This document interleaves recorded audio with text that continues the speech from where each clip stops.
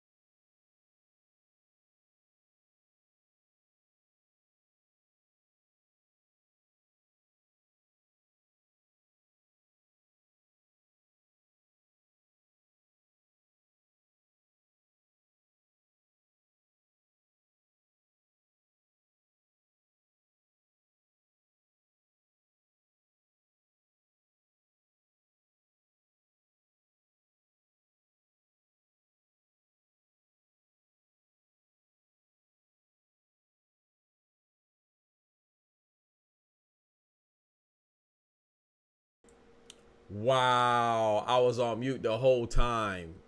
Bruh, Ramon, bruh. I was on mute, bruh. That's crazy, bruh. I can't believe I had it on mute the whole time.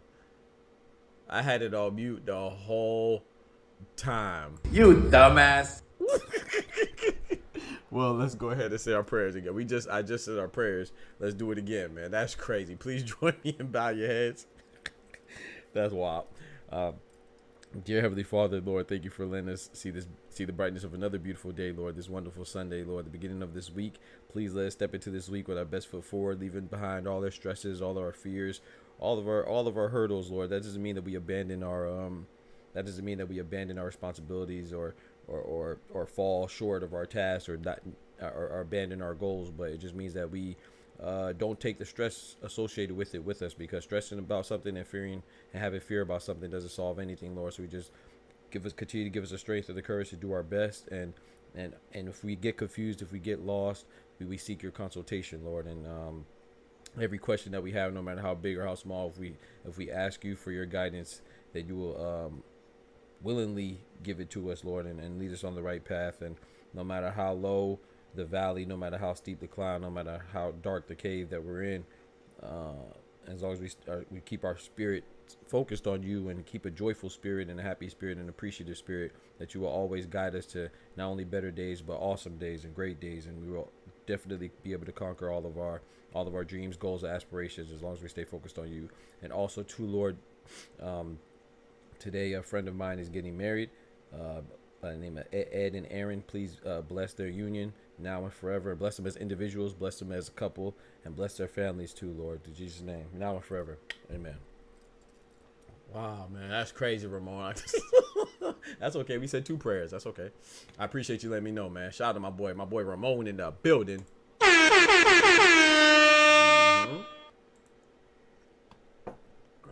That's crazy, bro. I had it on mute on accident, man. All these buttons, bro. Push the wrong button. Go ahead, push the button. Like, what's her name from Rush Hour? Push the button. Go ahead, push the button. I pushed the wrong button, bro. That's crazy. But yeah, man. So I want to talk about some boxing, man. So of course, first off, you know, the hot topic, which is very annoying to me because that's all that's been going around, is people expressing their opinions and their thoughts and a lot of their critiques. Everybody has an opinion, and there's nothing wrong with that. But sometimes people go too far with their opinion and act like it's the gospel, act like it's infallible, like that's all that matters. And they don't look at it, in my opinion, from every angle and from other people's perspective, you know. And I've been seeing a lot of people, boxers and pundits and experts and analysts and fans alike, being very harsh when it comes to their opinion on what Devin Haney should do in regards to Ryan Garcia and the suing and the lawsuit and the litigation and all that good stuff in bonbons. And I just think, like, yeah, you can have your opinion. Like, if you say it looks weak, of course, I dig that. It looks weak or whatever. But, you know, it doesn't look, we know it looks weaker.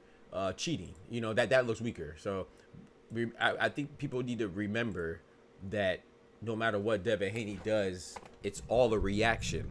No matter if you agree with how he reacts, if you agree with how he responds, if you agree with what he does, it's all a reaction to the initial action. And that initial action was Ryan Garcia cheating, having PEDs in the system. So in my opinion, this is just my opinion, no matter what Devin Haney does, he can't look weaker than Ryan Garcia cheating. I be seeing people talking about, oh, he looks weak, it's such a bad move, such, and then they just act like he's doing it for no reason. Like, are you dumb? Do you not know that he cheated? Do you not know people get suspended for cheating? Do you not know people get banned for cheating? Like Louis Neary, when he fought Naoya Inoue, he was banned from boxing in Japan. You know why? Because he had PEDs in the system. They banned him from competing at Japan. And it's only American culture.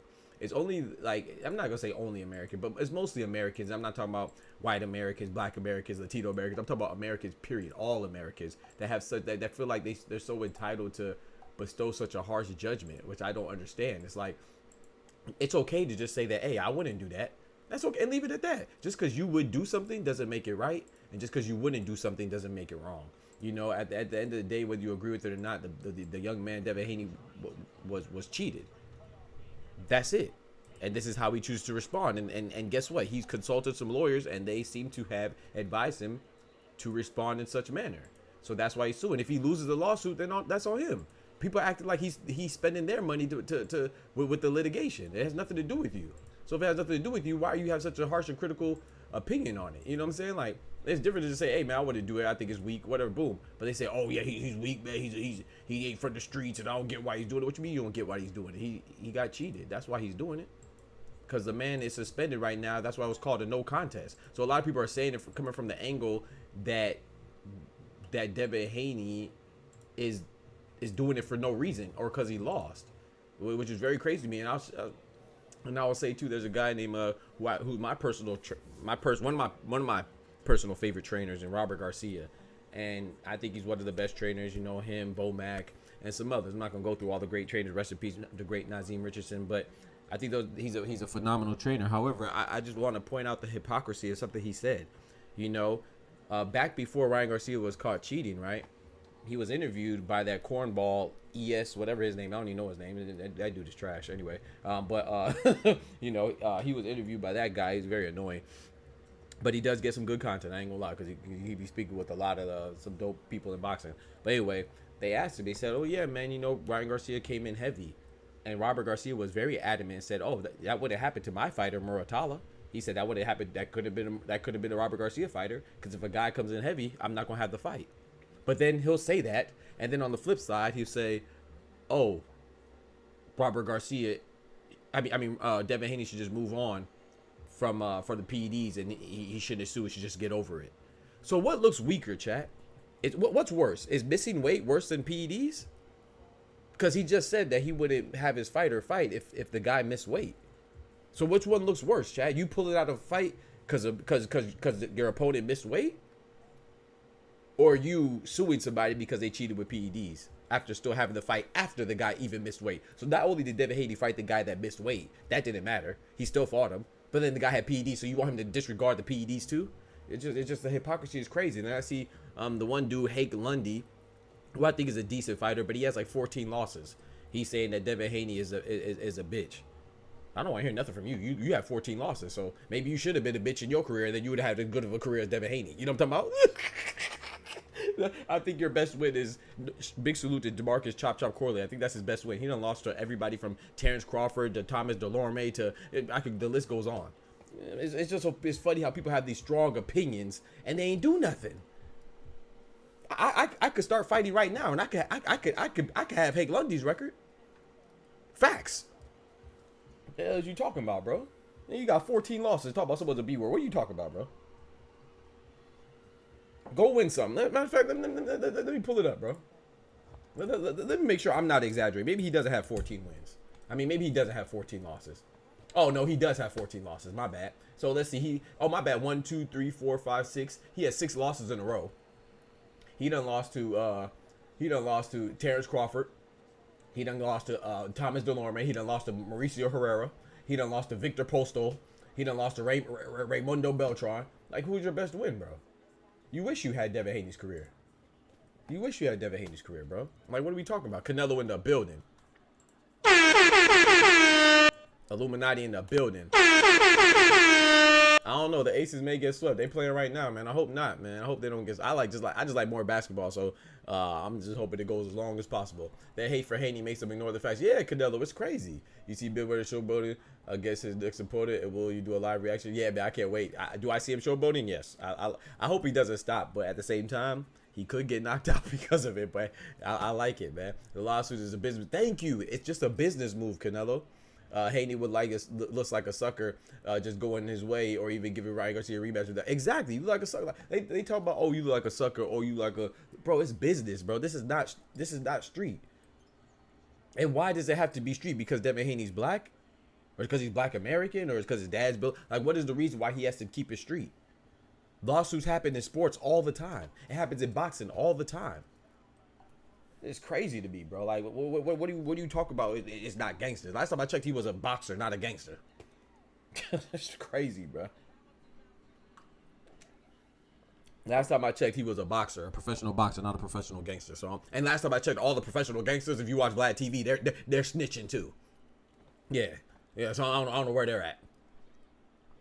Because it looks like all the quote unquote gangsters, white, black, Hispanic, or otherwise, they're like they snitching too. All right, I'm putting cases on all you bitches. Hey, my boy Oscar in the building, man, dropping that bread, that cheese, that butter. These biscuits.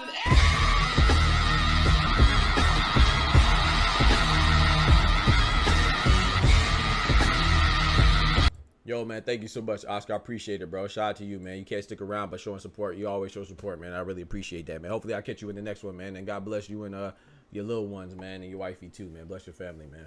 Keep doing your thing, Oscar. But yeah, man, exactly that part. They say, bro, they all snitching, bro. But he's supposed to be gangster. What do you think if Devin Haney ran down on Ryan Garcia in real life? Do you think that Ryan Garcia would sue? Because last time I checked, Ryan Garcia threatened him about suing him already. Remember when he said something about since he touched him, he said he gonna sue him, joking or not. Ryan Garcia did contact his lawyers, so I don't know, man. It's just crazy, bro. Doc, if Devin cheated against Ryan, you think people would defend it? Hell, they wouldn't even defend Jake Paul. Exactly. Lundy made Bud mad and got TKO, bro. It's hating motherfucker. Exactly. 14 and no disrespect to hating Lundy, but I'm just, if we gonna talk about it, let's talk about it. Like, I mean, I'm sure that you would trade your career for Devin Haney's any day. Like, what do you mean he's a sucker? He's a sucker if he doesn't sue him. If he doesn't try to get everything about him, that's a sucker move. That means you out there getting bullied. So you want to get cheated, bullied in the ring, and then bullied in the business part too? No, that's what you do, bro. You know what I'm saying? I bet you won't call Steve Cunningham no sucker. He tried to sue Antonio Tarver when he cheated him. Go call him a sucker. I bet you'll slap you around your mouth. All these double standards is crazy, man. It's okay if you say you wouldn't do it. And it's so funny. I was watching the interview by Liam Paro, who I like. I think he's, you know me, man. I call Liam Paro to be Super Matias. I've been liking him. I said that he was going to beat Montana Love. I like Liam Paro. When I rock with you, I rock with you. You know what I'm saying? So I think Liam Paro is going to beat Richardson Hitchens. I was watching the interview with him, however, though. And he was like how he would like to fight Ryan Garcia. And then in the same interview, he said there's no room for cheating in boxing. And then he said he would like to fight Ryan Garcia. Then he said there's no room for cheating in boxing. And he said that was wrong. But then he said that he wouldn't sue. But then he says, well, you know, I got to handle that stuff when it's in front of me. And I don't think that's a bad thing, you know. That's him telling his honest opinion, you know. But it's just funny that all these people will say how wrong something is, but they say what they wouldn't do. And what they would, like he just contradicted. You say there's no room for cheating in the sport, but you want to fight the cheater. Why do you want to fight the cheater? Because it's gonna bring you a lot of money. Okay. So if he cheats you too, then I fully expect you not to sue and not to push forward, not to complain, nothing, not to say it's just part of boxing, right? Because apparently cheating in PEDs is part of boxing, I guess. He said, "I'll catch you on tomorrow's street." All right, appreciate you, Oscar. He said, "FT on the racist." FT on the racist. Yeah. Facts. F all racists, man. All prejudice. And you know what? You know what I decided though, Oscar? I'm gonna chill on that because I don't want to be. We want to be different over here, man. Yes, T.O. said some wrong stuff, but I'm not gonna. I said I was gonna. Every time I mention his name, I was gonna say that just to hold his feet to the fire. But at the same time, too, man.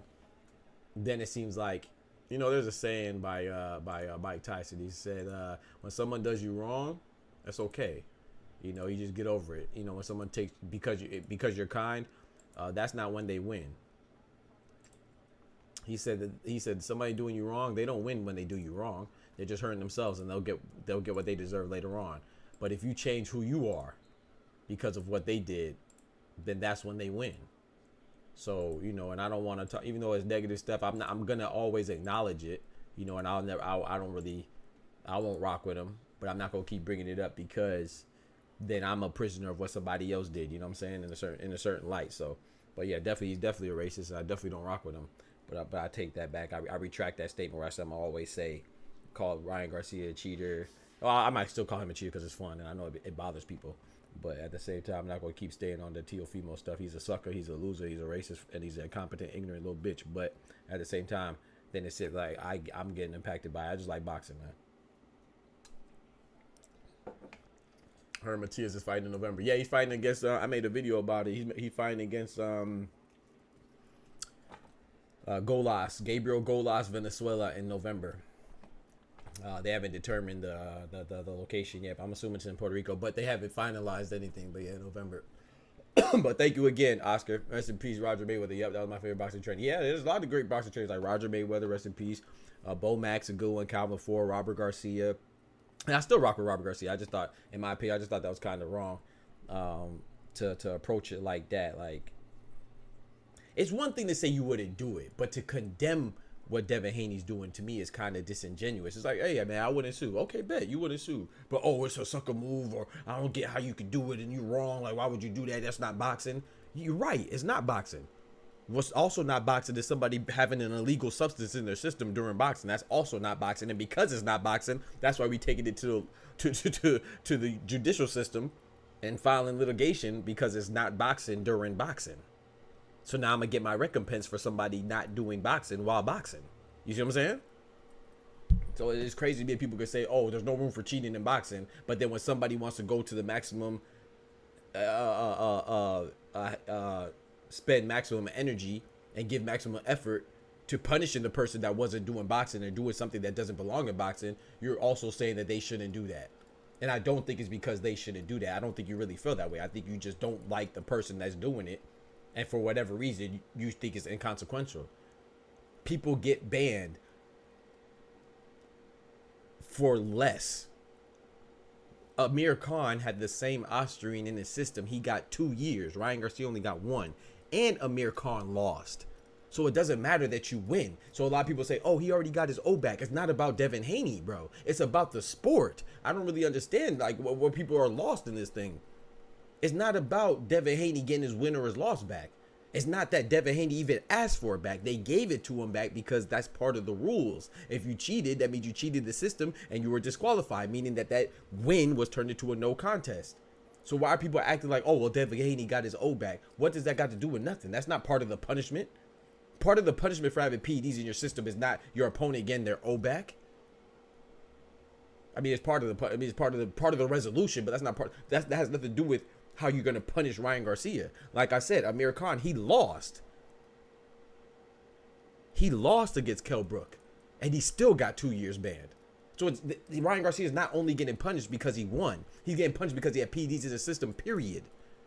Same reason why Canelo got punished when he had PEDs in the system, and he didn't even fight yet. You don't get, like, the PEDs in your system shouldn't be there, period. It doesn't matter if it's on the build up to the fight. It doesn't matter if you're walking around in Costco with your family. It doesn't matter if you're at church. It doesn't matter if you're during the fight, after the fight. You should have PEDs in your system as an athlete, period. That's why you get punished. Now, the difference between Canelo and Ryan Garcia is that Canelo didn't fight yet, and he never tested positive during the night of the fight. Neither did Alicia Bumgarner. They got caught before, and they brought it to court, and they proved their innocence as far as intentional intake of the banned substance. But you cannot disprove that it was in your system. It was in their system, but it does mean something when it's unintentional. I mean, we see that in every crime, right? If you kill somebody accidentally, let's go to the harshest part of the spectrum. If you kill somebody accidentally, you get less time than killing somebody purposefully, or what is premeditated, or what, you know what I'm saying? Depending on how it's done. If there's a weapon involved, if there's other people involved, there's a setup involved. So there's different things, you know? So yes, you're gonna get more time if you cheated intentionally, but it doesn't change the fact that you were cheating. It's just that you prove it is unintentional. And Ryan Garcia didn't even do that. My boy Maurice in the building. My boy Cloud in the building. Yeah, I think I'm getting that undisputed, good Lord willing. I think so. They pick and choose, Illuminati. They should jail Cheers to give them a huge fight. I agree. Put my boy Ryan in the boxing game. Now you're wilding. They want to change the rules based on color. Let's be real. Keyshawn Davis got suspended for weed, and that doesn't help you at all. And nobody says nothing about that. Would you love to see the lawsuit live? I would rather see it over. I don't really watch it. I'm gonna be honest. I'm not gonna pay attention. Like, I'm gonna see the results, but I'm not gonna pay attention to it though. Like, I'm not gonna be like locked in with the trial. I ain't gonna lie. Like, whatever it comes out, the results, then yeah. Yeah, voluntary manslaughter, involuntary manslaughter. These things are treated differently. So people acting like, oh well, this guy cheated. This guy did this. Like, what? You should take it to the maximum extent of the law. Anytime somebody does something dirty to you, go to the maximum extent of the law, because other people would do the same. Other people would do the same. We see it every day. I think Eddie Hearn is suing somebody right now Oscar De La Hoya is getting sued right now. In fact, Oscar De La Hoya sued Ryan before. Nobody said that Oscar De La Hoya should take it to the streets. How long do you think this lawsuit will be? Ooh, I don't know, man. I think it's going to go rather quickly, man. I'm not going to lie. I think it's going to go rather quickly. If Marcellus Williams got the death penalty, you know Belly getting it, bro. Especially when you're in the right. Yeah, facts. Facts. Because they would do the same thing to you.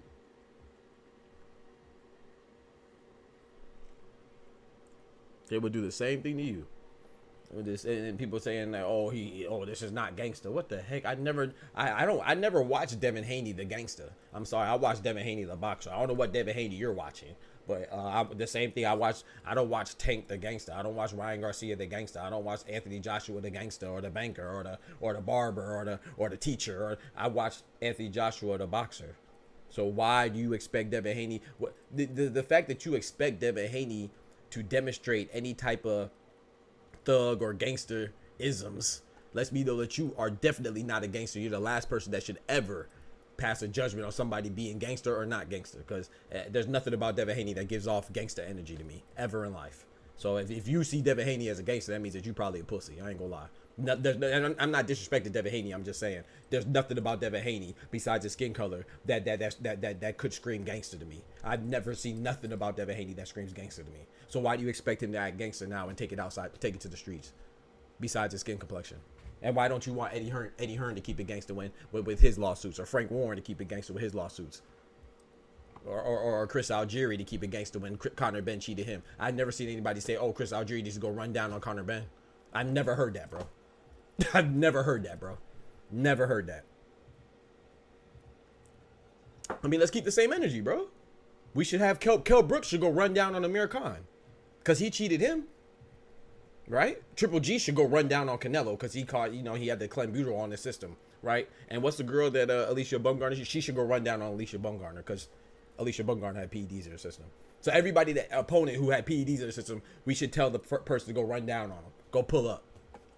Cause they gangster, right? That's why your dad's up here. Oh man, Ryan. I wish I liked Ryan. I wish I could like Ryan. I just can't like him anymore, man. You know Ryan was my guy, bro. I rocked with Ryan, man. People used to get on my head top about rocking with Ryan Garcia, bro. I can't rock with him anymore, man. He violated, man.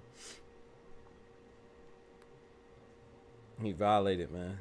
But but that's another misconception. I don't know if you know this, Cloudy, but he's not excluded from the game because of he cheated. You know that, right? Like but that's the thing. A lot of people are spreading misinformation. It's not because of that. He's excluded from the game because of his racist comments and the rhetoric he's been spewing. When he said F N words and F all Muslims, and he said resurrect George Floyd to kill him again. Like, he said crazy stuff.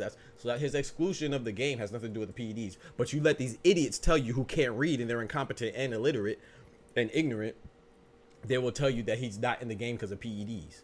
I mean, I'm sure that didn't help, but that's not why. If you read the statement, then you would know. So yeah, don't listen to people when they say that. I'm not saying you don't know that. I'm just speaking in general. That's to everybody. Don't listen to people when they say that he's not in the game because of PEDs. That has nothing to do with it. I mean, well, like I said, it probably doesn't help that he was also on PEDs, but that's not why he was excluded from the game. He was excluded from the game because he says a racist rhetoric. Just like Kyrie Irving when he retweeted a movie that was considered anti-Semitic, you know how he got suspended? Oh, or just like when Kevin Hart, when he said something that was insensitive to the LGBTQ community and they removed him as the host from the Oscars because of it.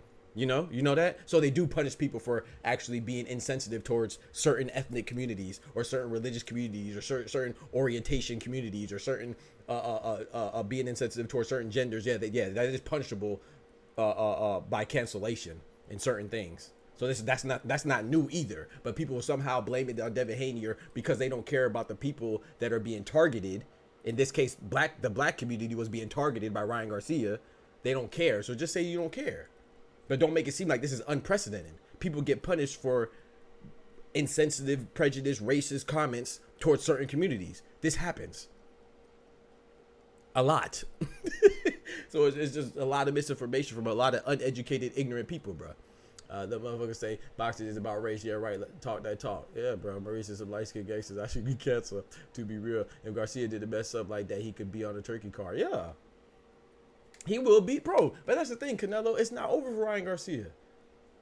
He just hasn't finished serving his suspension yet. People act like it's, bro. All he has to do is go on that apology tour, go hit rehab for a couple. My bad. Hold on. Let me get my air quotes. Go hit rehab for a couple months. You know, say probably 2 months, literally a couple months, and then come out with a PR driven disingenuous apology that was probably written by his publicist, and then say that a couple times on a couple platforms. Go to CNN, give you a little 2-minute apology, write out a long 2-paragraph tweet. And about how you didn't mean what you said, and you were under the influence, or you had a lot of pressure going on in your life, or you were depressed, and you'll be right back at it. Come on, bro. We see this before, man. This is nothing that he can't recover from. But while you're recovering from it, you're gonna hold that. I'm gonna talk about it.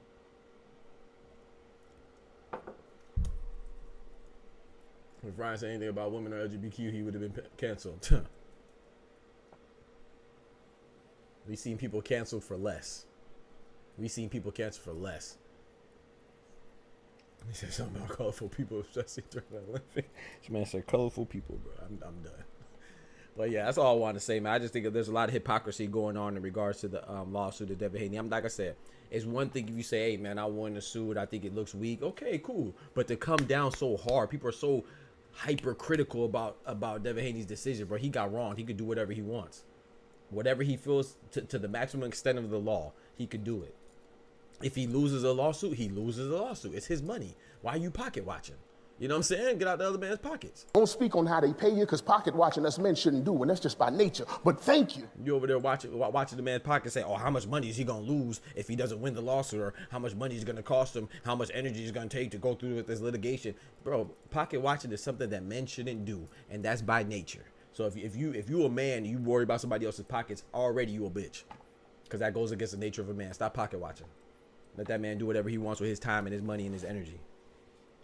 Get off a nigga nuts, man. That shit is crazy, bro. Just say, hey, man, I wouldn't do it. I wouldn't waste my time. I just keep it pushing and move on. Boom, that's it. That's it. But they be like, oh, no, this dude's a sucker, bro. He ain't gangster, bro. He's a boxer. There's nothing about Devin Haney that strikes me as a gangster. That's how I know you not gangster. If you see a gangster in Devin Haney, you ain't never been around or seen a gangster in your life. Keep watching TV, bro. Keep watching TV, bro. Because I don't know what you see gangster about Devin Haney. I'm like, what do you see that's gangster about Devin Haney, bro? It's crazy to me. Why does he have to move and operate as a gangster? And even if he was a gangster, why does he have to be a gangster for his whole life? So a gangster can't be in business? Oh, okay. A gangster you can't be in business if you're a gangster.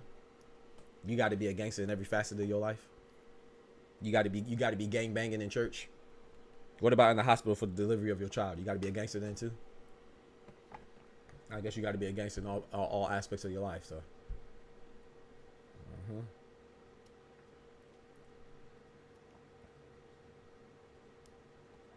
Ooh, that was a good pass by Chelsea. Oh my gosh. Bro, nah, that pass by Chelsea Gray was crazy, bro. Y'all watching? Man, y'all better turn on this game, man. There ain't no point in pocket watching. Talk to him. Exactly, Cloudy. Yeah, so either they about to rob him or they looking for a sugar daddy. I guess they looking for a sugar daddy. Yeah, that's why they checking his pockets. I guess they looking for a sugar daddy. Bitch ass. That was a crazy pass. She thread the needle, boy. Hey, Chelsea Gray out there, boy. Oh, blood, I pray to the Lord. You feel me? Doc say that shit funny as fuck. I'm just saying, though, Illuminati, I don't get it, bro. I don't get why people are so adamant about talking down on this dude. Like, this dude got cheated, bro. Like, I've never seen... I don't know, man. I just never seen people react like this to somebody cheating in my life. Like, even if you disagree with it, okay. But it's like they just omit the cheating part. Like, they just say, oh, like I heard this dummy say, I can't remember the Hispanic dude. I believe the same dude that I said be interviewing those guys. Like, he interviews Robert Garcia a lot. Dummy, I can't remember his name. He has something. Idiot talking about, oh, if you get beat up and you lose a fight, you got to make your opponent sign a waiver because you could sue him. What? Name one boxer that got sued because they lost or they won a fight. That's not how it goes. He gets sued because he cheated, bro. The PEDs. That's what he said. Oh, well, he has battery in there. Do you not look up the definition of battery? Battery is not just physical contact. It's physical contact that's unlawful. The unlawful part of the physical contact between Devin Haney and Ryan Garcia is the fact that he was enhanced on a performance enhancing drug. Emphasis on the enhancing, another emphasis on the performance. So whether you think it's significant or not is inconsequential. The fact that he had it in his system means that his performance was enhanced by the drug he was on. That drug was ostarine. There's no question. Where are the question marks at? Where's the confusion? You're just incompetent, bro. You dumb. And it's just so sad how many people are so willing to demonstrate their idiocy in public. They're just dumb, bro. Dumb, bro. Like, that's not an opinion, bro. The fact that he had PEDs in the system is not an opinion. You can have your opinion on it. You can say, oh, I don't think it mattered. You can say, oh, I think he loses anyway. Say something like that. But what you cannot say is that, oh, he's suing because he lost the fight. No, because he didn't lose a fight, which is why it was not no contest. And he didn't lose the fight because the person that you think won was disqualified. Why was he disqualified? Because he cheated. Why did they consider him cheating? Because he had a PED in the system. Ostarine, to be exact. 6.6 nanograms per milliliter, to be exact. So they give you a quantitative measure and they give you a qualitative measure. The qualitative measure is a type of drug that it was, and you can look up what that does to your body and how it impacts your performance. And the quantitative part is an exact measurement of said substance that he had in his system at the time of testing. So meaning that he probably could have had more in the system at the time of testing. And also, when you test and you come with a finding, it's usually less than what you actually have in your system, by the way. My boy Cito in the building. That is crazy, bro. Pac-Man said that same gender lovers need to be stoned and are like, hey, yo, whoa. Shout out to my boy Pac-Man. Hold on now. Don't do my boy Manny like that. Hold on. What he had said was, nah, I'm just, I don't know what he said. Don't put me in that mess.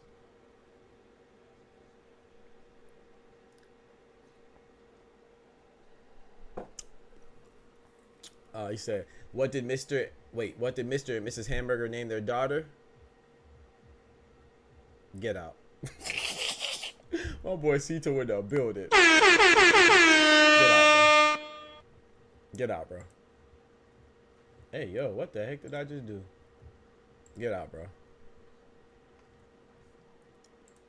What's good, Cito? All right, man, let's check it out. But yeah, like I said, you can have your opinion on it, man. But just don't omit the facts, man, just to push your narrative, bro. Whether you agree with it or not, if he loses, he loses. Oh, well, move on. If he loses the litigation, he loses. But don't tell the man what he should or shouldn't do. That's just with his time and energy and his resources.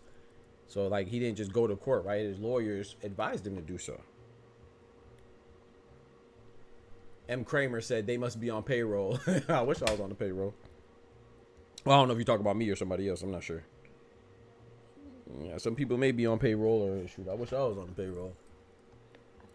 But they wouldn't put me on no payroll because I keep it too honest.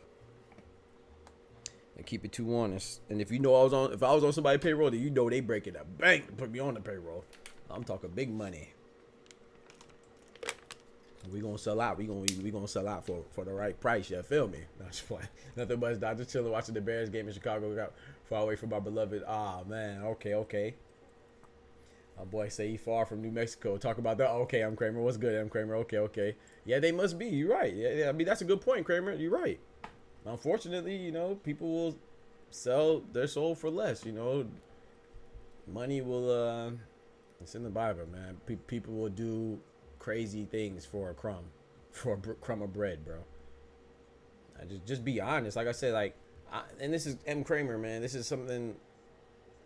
This is my perspective, and I bet on Ryan Garcia. Like I said, I won money from Ryan Garcia winning because I thought stylistically Ryan Garcia was going to be too much for Devin Haney. A lot of people were on my head top saying, bro, Doc, you're crazy. You think Ryan Garcia is going to beat Devin Haney? I was like, yes. But then once he had PEDs in the system, then I'm like, okay, bet he cheated. No, I'm lying. First, when he first failed the test, I said, no, we're going to give him a chance to have that B sample. Even though it's a rarity that the B sample will come back different from the A sample, you know, a slim chance is still a chance. So I was like, you know, we're going to wait. But then once that B sample came back positive, bro, these are the facts, man. Like, I don't get, like, nobody, I've never seen anybody defend cheating this much in my life. Like, where was all the defenders for Conor Ben when he popped dirty? Where was all the defenders for Canelo, Alicia Bumgarner, Julio Cesar Martinez, Amir Khan, who was also he was also on Austrian. Where was all the defenders for them?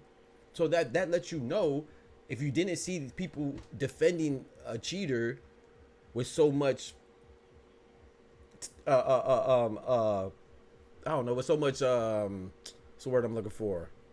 We're so adamant about defending him, or we're so much, I don't know what the word I'm looking for, but anyway, if they, with so much energy, as I was looking, I couldn't think of energy. If they defended him with so much energy and so much intensity, if you weren't defending other cheaters like that, that means it's not that you don't care about cheating. It's just that you like Ryan Garcia so much. It's crazy. Like that's too much love. That's too much emotion for a guy you don't know. And if you, or maybe you hate Devin Haney too much, and that's still too much emotion for a stranger. Like as you shouldn't hate or love somebody so much that you don't know, that you're okay with them cheating or you're okay with them getting cheated. Like, bro, like I was rooting for Ryan Garcia. I told people Ryan Garcia would win, and I didn't think he needed PEDs to do it. But since he used PEDs, that he cheated.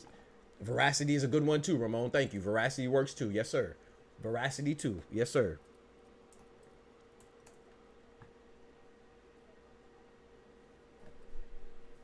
Veracity works too. Dude, Ryan cheated. End of story. Moving on. People need to stop defending. Yeah, bro. Now we don't know that ostrich. Yeah, right. This may be off topic. It's crazy how I watch a random video related to boxing. Like when Dylan White called Bacoli a bad word. Meanwhile, I never knew it was Bacoli. Oh, really? Really? Yeah, man. That's so dope when you get to see people that you see, like, you get to learn about them and then you see them come back like, oh, that's the person they were talking about. I like that. They push the narrative. Dev case, gonna ruin boxing, all kinds of other stuff. Yeah, Kramer. Exactly. Ruin boxing. I didn't think that would have happened, to be honest. Yeah. If Haney wins the lawsuit that ends up dominating, this could be the best thing for him. But not even him, though. That's what I'm telling you. That's what I want to say. And I agree with you, Cito. Yes. End of story. But it's not the end of story, unfortunately. And I agree with what, who said it? Ramon? No, Ramon didn't say it. Kramer said it, and then Canelo just said it. Forget Devin Haney. Like, I think if you like boxing and you like the sanctity, you want to keep the sanctity of the sport intact, and you enjoy boxers that do it with integrity, bro, this will be a win for boxing, period. Devin Haney is just a subject. He might be the person under scrutiny, right? My bad, I'm watching the game. New York Liberty up by 10. He might be the person that's going to be the most scrutinized, but this will be what how can you most impact somebody? You touch their pockets, bro. That's how you get people's attention. You check them pockets, bro. You tap them pockets, bro. And then so if you're a cheater, now you be like, okay, I might cheat, but hey, I might get a ban. A year ban is nothing because Ryan Garcia only boxes one time a year anyway. So does Devin Haney. So does Tank. The biggest boxers besides Naoya Inoue and Canelo fight once a year anyway. Canelo fights twice a year. Mexican Independence Day, which is in September, and Cinco de Mayo, which is May 5th. And then Naoya Inoue probably fights like 3 times, but everybody else fights that are big boxers, they usually only fight one time a year anyway. So him missing a year is essentially nothing, you know. But now if you're gonna get time off and you get them pockets tapped to the millions, you know what I'm saying? The millions, like The Rock. If you're getting touched by millions, then that's more of a deterrent for you not to cheat. It's like Caleb Plant said, if I'm innocent, if I did it unintentionally, then I'm going to court, because Ryan Garcia did have to forfeit $1 million plus. He had forfeited $1 million to Golden Boy, and he forfeited a couple $100,000 to the New York State Athletic Commission, and which I don't even know why Golden Boy getting some money. You know, they ain't get punched on, but it is what it is. So yeah, like Caleb Plant said the best, man. Shout out to Caleb Plant, man. One of my favorite boxers too. He said, hey man, I know if I didn't do something and I had to pay $1 million for it, then I would go to court and prove my innocence. But yeah, so I think that if you love boxing, then you should hope that this works, because then this will deter people from cheating. There'll be another deterrent. Is it going to eliminate cheating? No, but it's going to mitigate it, severely mitigate it, because people want to keep their money, you know? So, but yeah, and shout out to Raymond Murotala's dad. Raymond Murotala's dad kept it funky. He said, man, if somebody did that to my son, I'm taking him to court. Simple. You shouldn't even have to. That's why we're humans, right? Because we have a sense of humanity about us. If you take humanity out of a human, I'm sorry, you're no longer human. You're like a maggot masquerading as a human, or pretending to be, or occupying the vessel of a human. You know what I'm saying? But you're not a human. A human without humanity is an ignorant imbecile. You know what I'm saying? Maybe a Neanderthal or something like that. But the point is that we shouldn't even have to put somebody, like, you shouldn't have to be directly impacted by something to be able to recognize that something is right or wrong. That's just common sense and decency and compassion. and being able to empathize with somebody. That's called empathy. You know what I'm saying? That you should sympathize with something, but you should also be able to empathize with something. By that is like put yourself in somebody's shoes, you know? Like I don't have to see, it doesn't have to be my sister or my mother or my niece or my aunt or my grandma getting beat on by a dude for me to know that a dude beating on a girl or a female is wrong. It doesn't have to be somebody related to me for me to recognize it's wrong. So even with Raymond Murtala's dad saying that, oh, if that was my son, I would sue him too. We shouldn't even have to go through that. It's just common sense and common decency. Like, you know what I'm saying? But I'm so glad he articulated it that way, because that would put it in a lot of these idiots' heads that, yeah, Devin Haney's not the only one that would do it. Because Raymond Murtala's father said he would do it too. And I already like Raymond Murtala, but now I like him even more.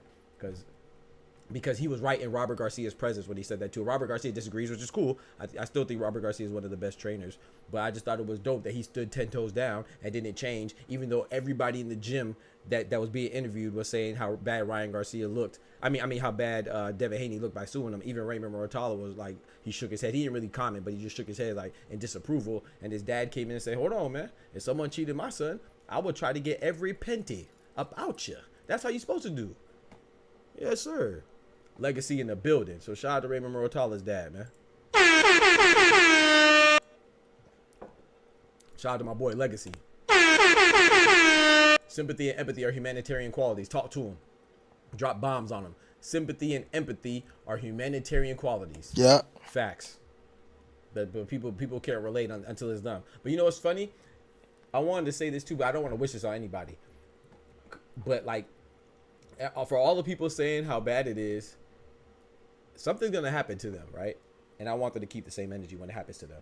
Like, I don't want to say their favorite fighter, because then that'd be wishing something happens to the other person just because it's their favorite. No, something's gonna happen to them, or something's gonna do them wrong. And I wonder if they keep the same energy in their lives and let that person go away unscathed and unpunished and unreprimanded.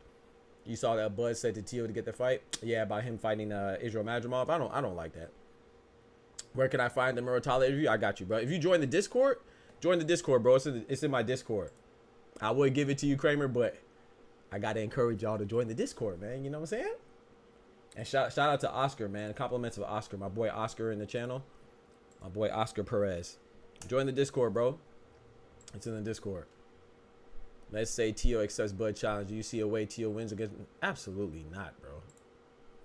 Tio Fimo, bro. You seen Tio Fimo versus Steve Claggett? Ain't no way. Ain't no way that's really a question, Canelo. Come on, man. And imagine him off a dog walk Tio. Join the Discord, bro. And if you don't have Discord and you don't have the app, then I'll give it to you, bro. Pause. Hey, yo. No, did he? Hey, yo.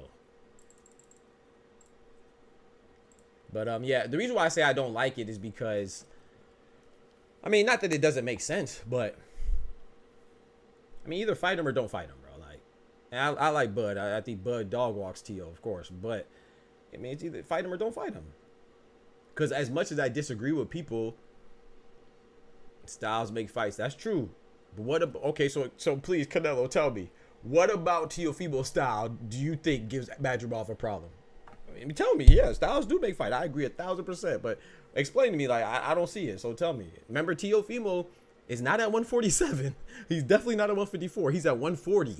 So tell me what about Teofimo's style and size that'll cause trouble for Madrimov. I'm listening, though. I don't think so. But what I was going to say, you could be right, too, hey. But what I was going to say is that the reason why I don't like it is because, and this is why I got to be very careful, because I think some dummies will think I'm agreeing with them when I'm not. So, but they have a point. When they say, when Canelo doesn't want to fight Terrence Crawford, it's fine to me, because, you know, I think Canelo, he's a face of boxing, he can do whatever he wants. And contrarily, he cannot do whatever he wants. That's his position that he's in. But if he wants to fight Terrence Crawford, he's either going to do it or he's not going to do it. That's it. When people say stupid things like, oh, Terrence Crawford should fight David Benavidez first to prove himself, or he should fight Diego Pacheco or whoever else, or Caleb Plant, or whoever else is at 168, or get a title at 160, fight Arizona Lara or Carlos Adames, like, bro, shut up. No, we shouldn't. But this man is, like, whenever I see people say that, I just want to say, Shut up, bitch! Oh my God! Like, so Terrence Crawford, he's proven himself. Terrence Crawford is arguably number 1 pound for pound. The top 3 is Crawford, Inoue, and Usyk. Their positions is interchangeable 1 through 3. So the point is, and a lot of people have Bud number 1. So he's undisputed in 2 different weight classes. He just debuted at 154 and got a title against an undefeated fighter. That was a champion, right? So that type of person doesn't have to prove anything. He either gets the fight or he doesn't. That's it. There's no explanation needed. There's no proving needed. You know, he doesn't have to go through any hoops. Did Roy Jones have to fight other heavyweights before he went and fought John Ruiz, or did he just fight John Ruiz because John Ruiz had the title and he was probably seen as a heavyweight that he could most likely beat? So if he thinks he could beat him, then Canelo either going to accept it or not. You don't have to send Terrence Crawford through any hoops. Now, I will say the comparison I make is that Terrence Crawford saying Tio should fight Madrimov is similar, but the difference is that Terrence Crawford is much more proven than Teofimo. So that's the difference. However, it's still similar enough to where I have to keep the same energy. I feel like either you're going to fight Tio or you're not. He doesn't have to fight other guys at 154 to get you. Like, either you're going to fight him or you're not, in my opinion. Yo, my boy Cito dropping that bread, that cheese, that butter. These biscuits.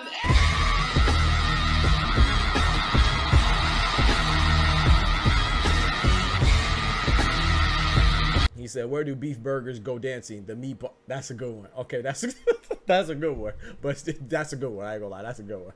I like that one. This man Cito crazy. He said, "I don't see Tio fight this year since he fought. He can't fight this year. He has litigation going on. Top Rank is keeping him out. That's why I'm telling you, bro. These dudes are corny if you pay attention. Canelo, Teofimo. Why do you think Teofimo's calling out Brian Norman Jr.? And then he didn't fight him? Why do you think he's calling out Ryan Garcia, who's also suspended? He can't fight. Why do you think he's calling out Devin Haney? And then when he got the offer to fight Devin Haney, he didn't take it. He called out Devin Haney because Devin Haney was a champion in recess, and he's not available to fight. He also called out Terrence Crawford, who's two weight classes above him.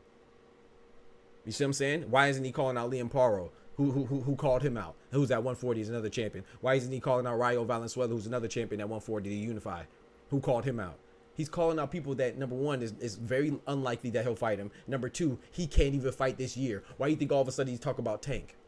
You think Teofimo really wants to fight these gentlemen? Absolutely not. Teofimo's a sucker, bro. Bob Arum has said it in Top Rank, and he said it. He's going through litigation with Top Rank right now, or going through a situation and a possible litigation where he can't fight for the remainder of the year. You think it's a coincidence that he's calling out all these people suddenly because he knows he can't fight them? That man, he calling all these people. Really, he's a duck.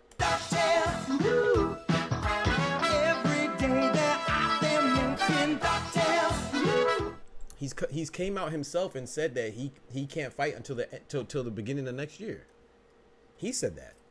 I can show you the interview, bro. My boy Clone, who's that white dude you got in your thumbnail? But what's up, Bredger Wagwan? The white dude that got in my thumbnail. That's crazy. You talking about Breonna Stewart? Nah, Clone, get out, bro. You talking about Breonna Stewart, bro? Nah, this man's disrespectful, bro. He called Breonna Stewart the white dude. Bro, get out of here, bro. Nah, you disrespectful. Here you go. Oh, shit. Yeah, I'm tired of that. It was so disrespectful. I don't see Teofimo fighting the quality point. Is it because of his rants? Keyshawn Davis is with Top Rank and he doesn't seem to be complaining.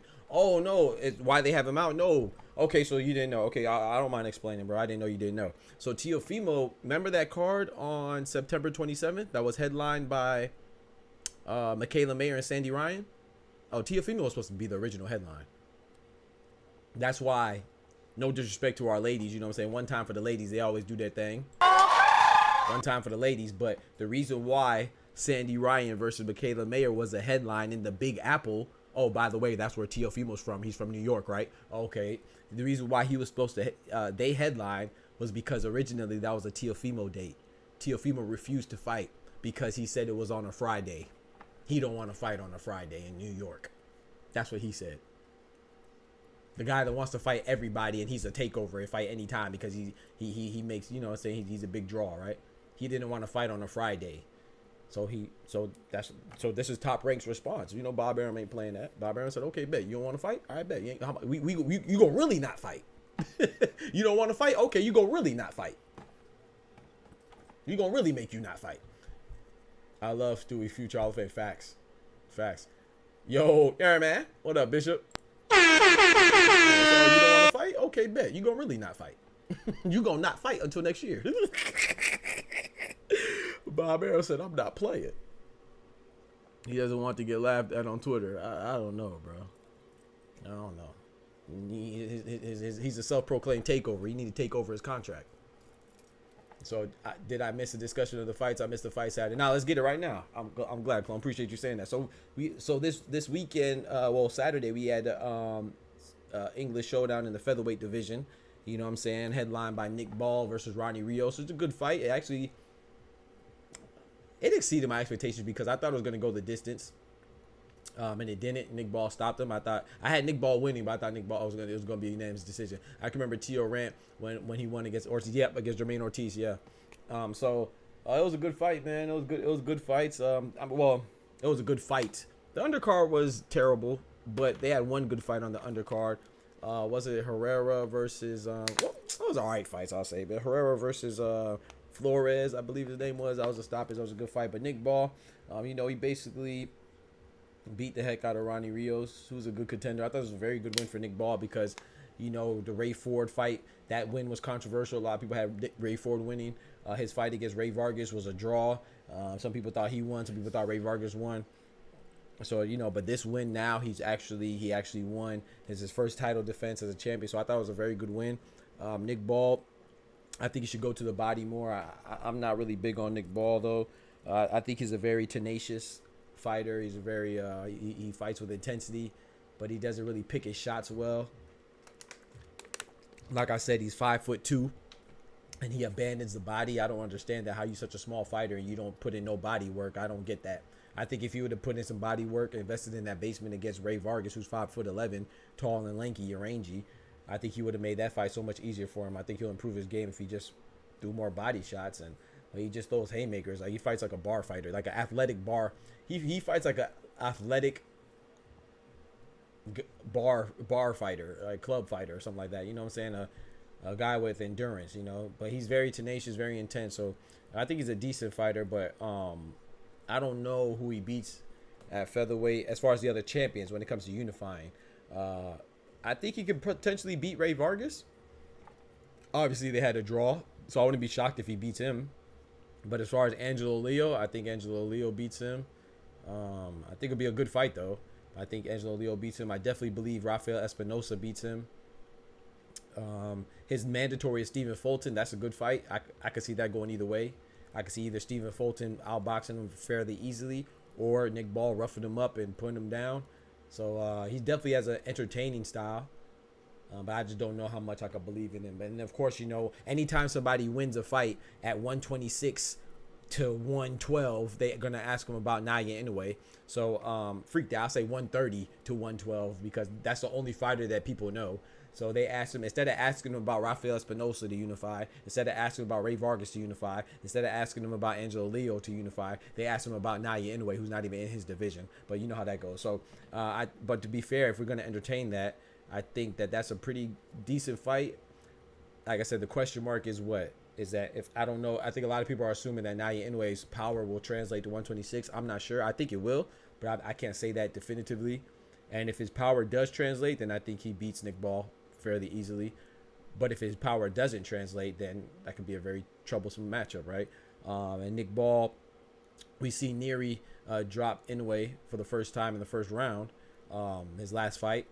Shout out to Inoue, man. He pushed through adversity. He bounced back, and he won every second, essentially, after that. So that was impressive. But, that Neary is a guy that's been all the way up to 126. And he's not the best fighter either. I think people are exaggerating how good he is, too, because, he got stopped by Brandon Figueroa, who's also at 126. Which is no shame in that, but that's just the truth. Neary's not that good. But it's because of the implications of the history in Japan that he had being banned. Louis Neary. He was banned for having PEDs from Japan boxing. Not just suspended, not just fined. He was banned from boxing in Japan because he cheated another boxer in Japan by missing weight and having PEDs in the system. I'm just telling you another country that really takes boxing seriously and they don't play that cheating shit. But having PEDs in your system is inconsequential when you're Ryan Garcia fighting Devin Haney. We don't care about PEDs. But anyway, they lifted the ban just so now Inoue could kick his ass, which I think is funny. So that's why the history made that, the bad blood and the historical implications that it had made that fight good. But anyway, the point is that Neary showed some power by dropping Inoue, and I don't think that Neary is the biggest puncher at 126. You know, I think he's a strong puncher for sure, but does he have more power than Nick Ball? I don't know. He may have more one-shot power than Nick Ball, but is he stronger than Nick Ball? I don't think so. Does he have more one-shot power than Angelo Leo? I wouldn't think so. Probably about the same. So what I'm saying is that Angelo Leo, Espinosa for sure, and Brandon Figueroa are probably better boxers than Louis Neary. So I think Naoya Inoue going to 126 is not a given. Like, you know what I'm saying? I'm not sure he's going to do great. But I'm also the type of person that I don't think he has to go to 126. I think he can stay at 122 and be cool, just campaign at 122. But anyway, him versus Nick Ball would be interesting. I would have Naoya Inoue, though. I would lean towards Naoya Inoue, my personal opinion. So did I miss a discussion? No. He said, if someone manages to beat Inoue or lose a controversial fight, we could expect a rematch or trilogy. Yep. I can remember Tio read that. Why did Bread break up with Margarine? Because he found a butter lover? Get out of here, bro. I'll be right back, chat. Let me go check on this food I have. I forgot about my food. I'll be right back, chat. Matter of fact, I'm gonna run this ad real quick. I forgot about my food. Yo, it's your boy Doc again. I know you sitting there like, did this Doc just run his own commercial? Yes. Yes, I did. In the middle of the street, we run our own ads. That's what we do right here. So when you see other boxing channels implement the same idea, I don't mind people biting us. But dang, at least give us some credit. So those of you that are rocking with me, you're already a part of the best boxing channel on YouTube. That's a fact, ain't it? Ain't it? All right, then. You already caught up. Those that don't know, the rest of the world, they just got to catch up, baby. You know, and they eventually will, you know, because we bring y'all unfiltered, unbiased, raw, and educated and funny boxing takes, man, with accurate information. Can they all say the same? Of course they can. So let's get right to it, man. Why do you want to become a member of this channel? Because we already told you we're the best, but it does come along with perks, you know what I'm saying? First off, you can join at the STREETZ gang prospect level. You know, it's only $2.99. I know times is rough right now, but you can still contribute, you know what I'm saying? And what do you get? You get member shout outs like this. Shout out to my boy Kendrick for being the first STREETZ gang prospect member, you know what I'm saying? And then we go to the next one, STREETZ gang contender. That's the second tier of membership level, you know, and it comes in at $4.99, and you get all the perks of the previous tier like this. Shout out to my boy Merle the Legend, who is our first member at the STREETZ gang contender level. Big salute to him. And in addition to that, you get members only polls. You get to be involved in that, and you get to connect with me, your boy, on social media. And you know I follow you back, you know what I'm saying? It's all love for my brother and sister out there. But wait, there's more. And then if you really want to hold it down for your boy, you can come in with a belt at the STREETZ gang champion level, man. That's $8.99. That's a lot of love. So you get all the perks of the two previous tiers. We don't have anybody at that tier yet, but then not only that, you get to plug in your own social media to have people follow you, and you get to pick the topic of discussion, because you know our discussions are always fire, you know what I'm saying, fire. So I appreciate y'all showing love, but this is a show of support. Outside of being a member, you also get shout outs like this. Smoochie in the building, you know what I'm saying? Smoochie be showing love in the super chat, and you get a shout out like this. Spaniard holding it down in the building, you know, because Spaniard be holding it down, and Tyrone James holding it down in the building. Yeah, you might say they corny, but I gotta show my boys and my girls, my brothers and sisters, the kings and queens out there to love. So that is an ad. That's it. Y'all holding it down for me, and you get to feed my boys up here, you know, Kimba, Bed, and Float all in the clouds. We be hungry, you know what I'm saying? Y'all be holding it down for me, so I really appreciate the support. Let's get back to regularly scheduled programming. Peace. I said programming. Programming. Yeah.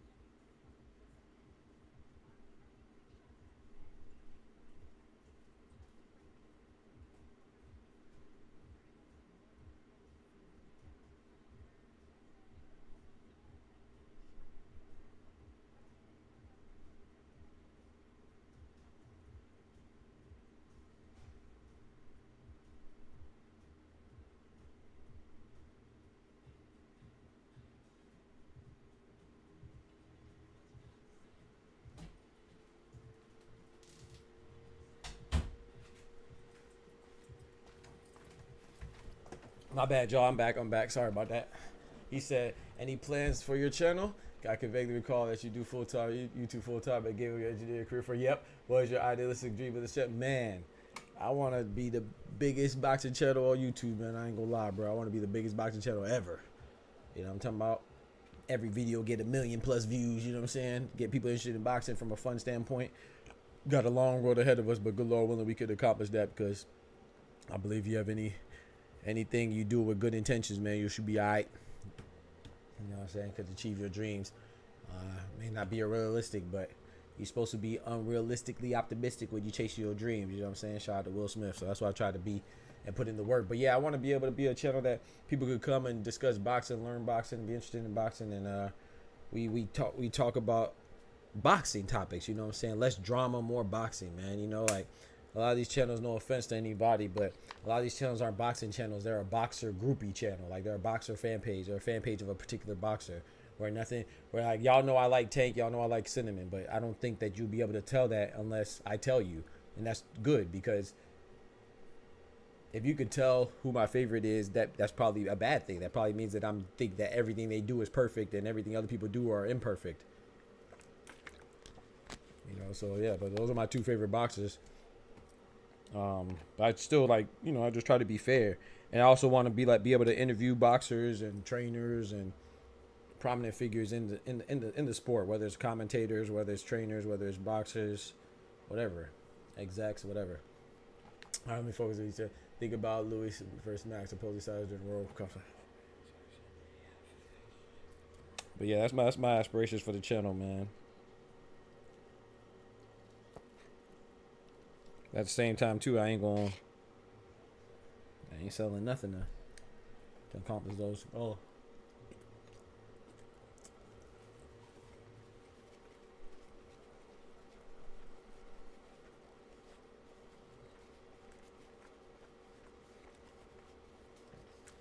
Well, Big Turk and Bob Arum have they have a 12-fight partnership right now, Canelo. So I don't know how far Bob Arum is distancing himself from Big Turk. They have a 12-fight deal right now, unless something changed recently. I don't think so. I just don't think he's as locked in with him as, let's say, Eddie Hearn.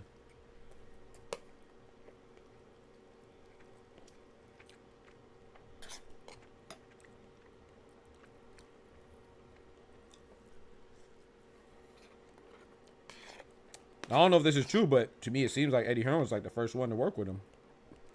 I don't know if that's true.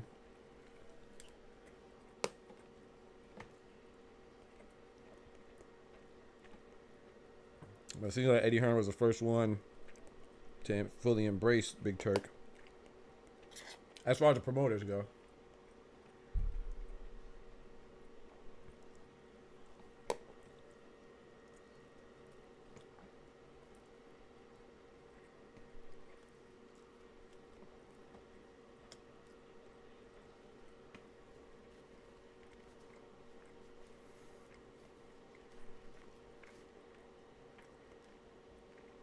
Becky Hammond got to lock in, man. She got to force this game 5, man.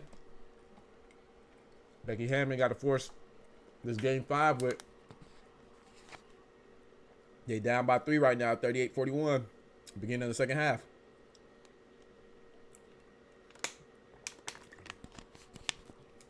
She got to rally her girls, man. She got to rally Asia Wilson, Kelsey Plum, Chelsea Gray, Jackie Young and company, Alicia Clark and all them.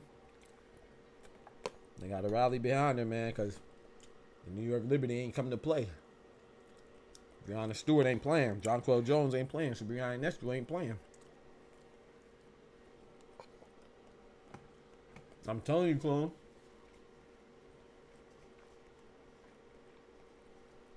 Uh-oh, Asia Wilson with a layup. 1-point game. Contested layup, too.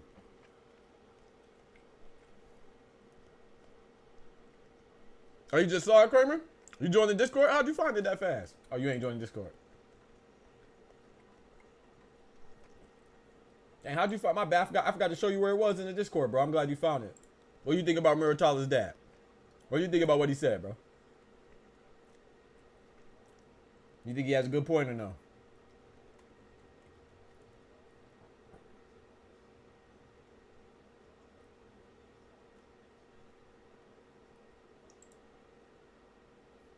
My bad, bro. I could have put it in I could have reposted it in the clip. My fault, bro.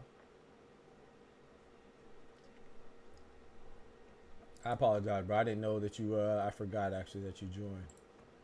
Here, I'm gonna put it in the general part. DBT, Dr. Boxing Talk, general part. What's your name on here? Is it? Are you MRT? Are you or Mr. T? Is that you? I think that's you, Mr. T 5533.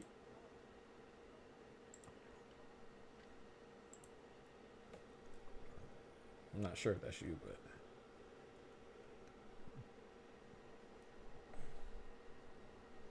he was on point. Facts.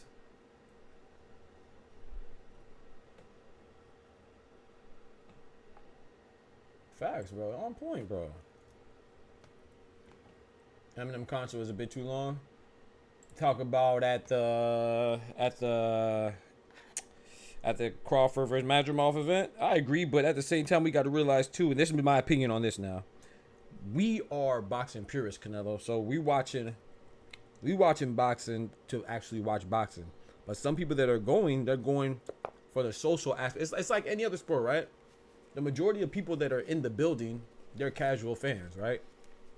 I know that might sound crazy, but I'm talking about in the building for like the biggest fights, like, or the biggest events, like for example, Super Bowls. The majority of people that are going to Super Bowl parties or going even to the Super Bowl itself, they're not watching all 16 games of the regular season. People that go to the NBA finals aren't watching 82 games of the NBA season. You know what I'm saying? So a lot of people, believe it or not, probably bought the ticket to go to the Israel Madrimov versus Terrence Crawford fight because Eminem was performing. They're like, hey, if I can see boxing and get an Eminem concert, why not? So like me and you, we're watching for the fight, so that doesn't do much for us. So anything when it's not fighting is going to be seen as a waste. But a lot of people did enjoy it. I'm with you. I agree. I thought it was too long, but at the same time, that's okay. I'll watch an Eminem concert if that means I get to see Terrence Crawford versus Israel Madrimov, Jarrell Baby Miller versus Andy Ruiz, David Morrell versus Hot Rod Kaladzik, Isaac Pitbull Cruz versus Jose Valenzuela. Rayo Valenzuela. That was the same day, right? Yeah. No. That was a different day. Wait, was it? I don't even remember now. That was the same day, right? Am I confusing that? And Bacole Lee versus Jared Big Baby Anderson, that was a hell of a card. So if I got to watch a 15, 20-minute Eminem concert, that's fine with me. Casual fans don't want to see no Eminem talk about napkins, rapping happens. Though, too. Trying to hear that. Hey, chill out, bro. Chill out on Eminem, man. Chill out on Eminem. A concert during a boxing match. Okay. I mean, I agree. Don't get me wrong. I agree, but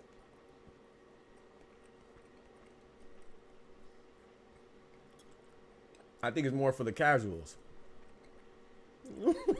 I mean, I agree. Y'all not wrong, but I just feel like, okay, let me ask you this, Kramer. Does a Super Bowl have a concert? I don't even watch NFL, but I used to. I don't anymore. But NFL, Super Bowl has a concert, right, Cologne? Right? There was Anthony Joshua and Daniel Dubois had a concert, right, Kramer? So big sporting events usually have concerts, and that's what Big Turk is trying to do. He's trying to emulate big sporting events. I'm not giving him an excuse, but I'm saying that I could see his train of thought, you know, like big sporting, yeah, halftime, exactly. So my point is that I think he's trying to make all of his events, all of his fight cards, big events. So he did it with AJ Dubois with Liam Gallagher, right? He did it with Terrence Crawford and Madrimov with Eminem. We're probably going to see, my point is that we're probably going to see more of this. So get used to it, is what I'm saying. Unfortunately for us, for boxing purists, but yeah, the Super Bowl has halftime shows. The finals has halftime shows. All-Star games have halftime shows. Those are big events. So I think he's trying to make it big events, you know. Granted, there's no halftime in boxing, but okay, so look, check me out, Kramer. Top ranked cards, right? And y'all can attest to this because I complain about it all the time. If you at my channel, just for me complaining about it, you know about it. Top Rank, they have 5 fights in their card. And the event lasts 6 hours. So Top Rank, they have a huge break where freaking Goofy behind Mark Kriegel and Tim Bradley, they just sitting there talking about nothing for an hour between fights. So if we gonna sit there and talk about nothing for an hour between fights, I'd much rather see an Eminem concert. I'm not gonna hold you. If I gotta choose, you feel me? So it's not like so my point is, it's not like on other cards if there's no Eminem concert or Lil Uzi Vert concert, whoever the concert may be.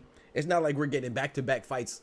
Otherwise, we're gonna get Mark Kriegel and Tim Bradley sitting there talking about nothing for an hour while we're waiting for the fights. So yeah, if he could get Beyonce, then I'll watch that. Instead of, I'd rather watch Beyonce talk about single ladies than listen to Mark Kriegel talk about nonsense. Now, last time I see Mark Kriegel, he has Shushu Carrington. Did he expect his brother to die? His brother got shot. Who the heck expects their brother to get shot? Stupid ass. I swear, bro. People be saying, did you expect your brother to die? His brother died from gun violence in his 20s. Who the heck expects their brother to die? Stupid ass.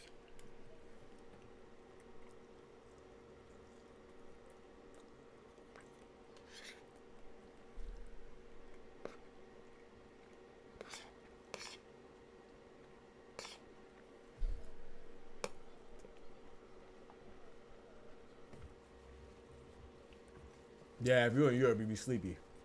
Hey, you feel my pain when I'm watching Japan. I be watching Japan at 4:30 in the morning. Japanese fights, that is. I be watching Naoya Inoue, Junto Nakatani, Takuma Inoue, Yoshiki Takei at 4 o'clock in the morning on a Tuesday. At least you tired on a Saturday. Should we just watch Janibek versus Mikhailovic? That was at what? I woke up at 5 o'clock in the morning to watch that fight. Because I was in where? That was in Australia, right?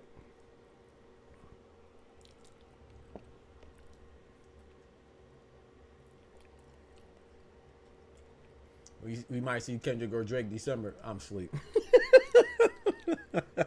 Who do you think wins in a boxing match, Kendrick or Drake?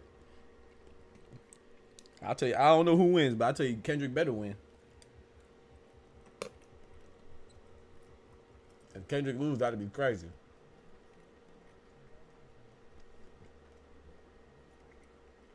Maybe I should say if there's a concert, get someone we want to see. We're not trying to hear my name is after watching.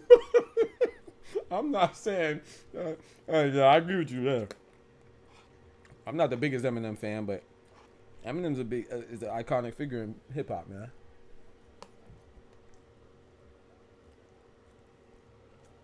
You better chill on Eminem.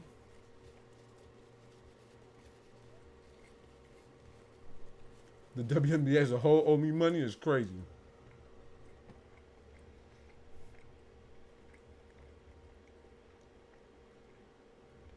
Why, you put money on somebody? Who'd you bet money on? Maybe losing your money? Most likely an hour later, yeah. Yeah, better be if it, bro, I can't wait, Canelo. Better be if it's Bivol. Oh my gosh.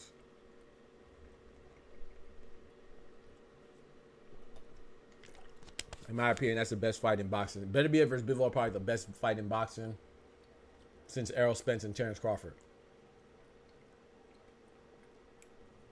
Errol Spence and Terrence Crawford didn't end up being the most competitive fight, but the build up and both being on the pound for pound list, just like Better be and Bivol, both on the pound for pound list, established dominance at that division. This is the best fight in boxing since then.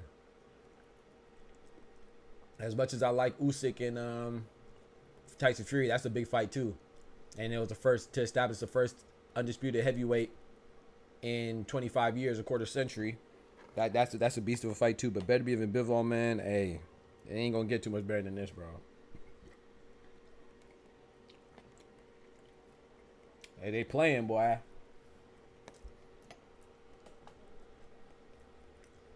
Jump ball between who's that? Chelsea Gray and Breonna Stewart. He better. Fury better come out to Tupac hit him up. I mean, he's been quoting hit him up for like the last 3 days. Ooh, Breonna Stewart off the top of the glass. That was a difficult shot, man. Drake threw robbery by holding and having some good shots. Well, I don't know who wins in that fight, but I know Kendrick being from Compton and Drake being from Canada, and Kendrick being quote unquote the hood rapper in comparison to Drake, he better win. I ain't gonna lie, Drake might win though, because Drake way bigger, man. I think so, right? Drake's much bigger than Kendrick, right? Like I'm talking about like physique, like size. I think so. I think Kendrick's small, right? I don't know. But I don't mean that, man. It's not the size of the dog in the fight. It's the size of the fight in the dog, right? So.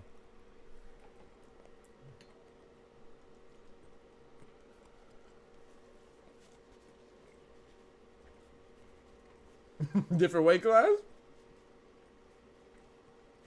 Weight classes only matter for professionals. If you in the street, ain't no weight classes, Ramon. You know that.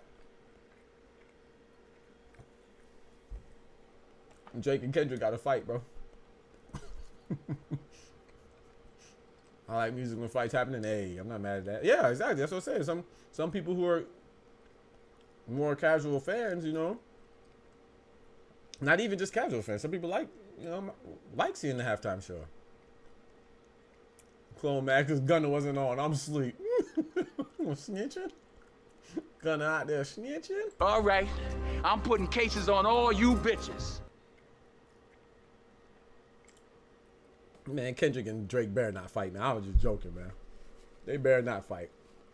That'd be trash, man. Keep that junk and keep that junk rap, man. We don't want no fights, none of that. Just because of possibility of violence, man. People don't know how to act, man. Oh, I finally saw Mikhailovich, the Not Like Us. Did y'all see the Mikhailovich doing he did a little Not Like Us skit, a little video to Janabek? I just saw it like a couple days ago. I think that's what Karma was talking about when she said he did the music video for Death. I didn't know what she was talking about, but I finally saw it. It popped up on my feed. It was funny. MMA rules? It gotta be, bro. I ain't trying to see Kendrick and Drake boxer fight. Or it gotta be UFC. Speaking of UFC, man, did y'all watch UFC last night or MMA? I did watch it, man. I was gonna get back on stream, but I was a little tired. I'm trying to wait for Dub to come through, but I got WNBA in the title, so Dub probably ain't coming through.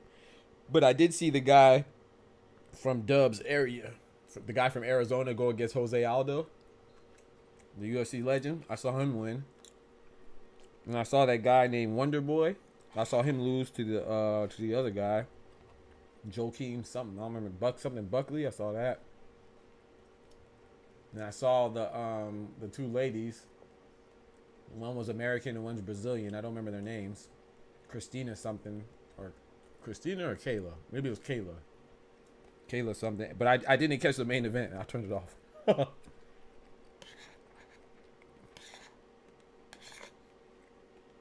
I turned it off when before the main event came on. I also saw something Holland hurt his ribs or something.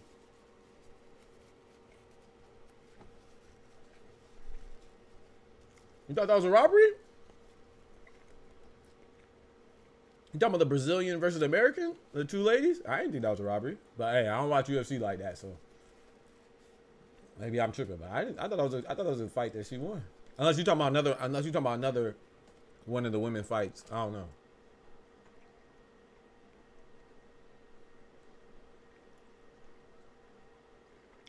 Yeah, I missed the main event, the Roundtree versus Pereira. I heard Pereira won though. 28th would be another good UFC card. Okay.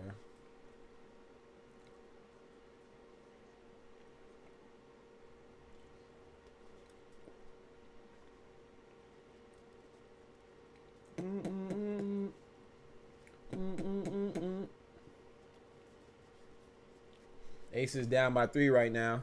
Oh, hold on. Oh, Lord. Oh, no. Arid pass. Breonna Stewart. Ooh. Got blocked by Asia Wilson. Jonquel Jones get through. Oh. Was that Jonquel Jones? I don't know. That was a foul on Asia. They fouled Asia Wilson, though. They saved that turnover. Asia Wilson with the hustle. That wasn't Jonquel Jones. That was, I can't remember her name right now. I can't remember her name. That was a good block by Asia Wilson. Met Breonna Stewart at the top. Those are the 2 best players in the WNBA, man. Asia Wilson and Breonna Stewart, man. Well, I don't know. Nafisha Collier is a beast, too, though. I don't know. She up there, too. But definitely Asia Wilson won the unanimous MVP. She deserves that. Shout out to her. Ngannou versus Ferry. Oh, that's in the PFL, though, right? The Ngannou fights in the PFL. Martial arts are stacked for this month. Next month, also with the main events in December is perfect. Hey. Ooh, Asia Wilson missed the second free throw. Bumba. 51-49. Claudia, what up? Nah, Eminem got songs for people who has a pet ferret.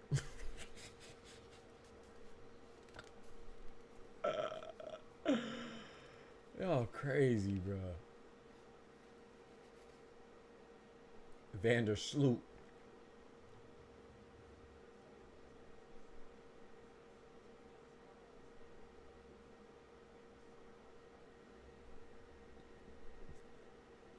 They let him play, boy. That was called a foul. I mean a travel.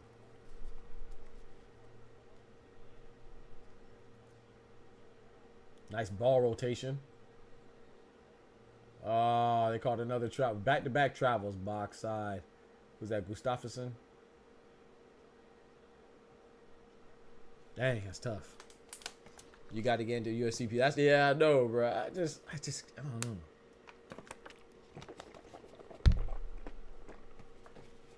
Just not into it, bro. Just not into it, man. Too much hugging, man. Too much wrestling, man. I'm just not into wrestling, man. Not saying it's bad, like I said. I'm not saying UFC bad, just not my cup of tea. I can understand how people like it now. They be banging for real.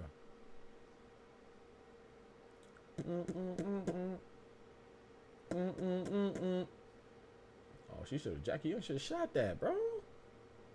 Kelsey Plummer shoot it. She missed it, though. Kelsey Plummer fired that off.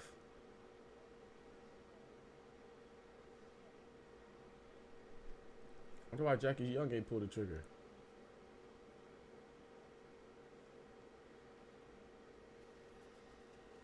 Yeah, Claude. It'd be too much. I ain't really into wrestling, man.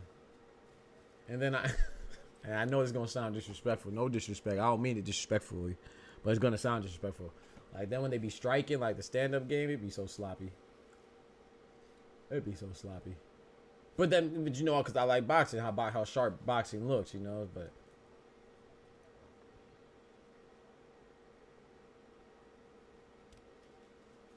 got some of them roundhouse kicks they be doing, I'd be like, oh boy, them backhands, oh boy.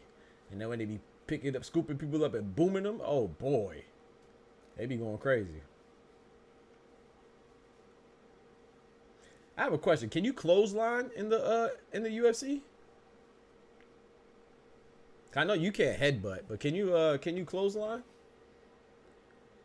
The reason why I asked is because yesterday, I think his name was Batista, or is Batista, the guy from Arizona that was fighting Jose Aldo. He did like a spinning kick and missed, and Jose Aldo just let him finish spinning. As soon as he missed, I'd have rushed him and gave him a Bradshaw.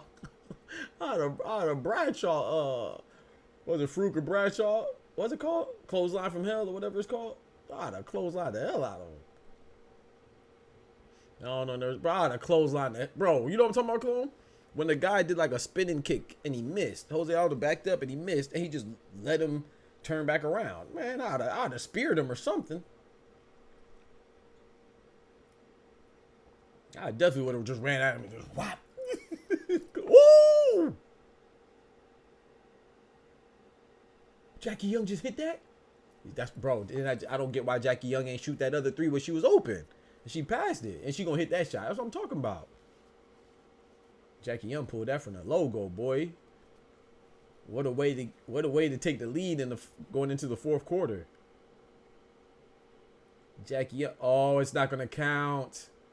It's not gonna count, bro. It's still in her hand. She shot it from beyond the half court line. Nah, it doesn't count. It was in her hand. Dang, that's not gonna count, bro. It was in her hand. You can elbow, so I'm guessing you can close out. Yeah, I think so. Ah, the clothesline the hell out, buddy.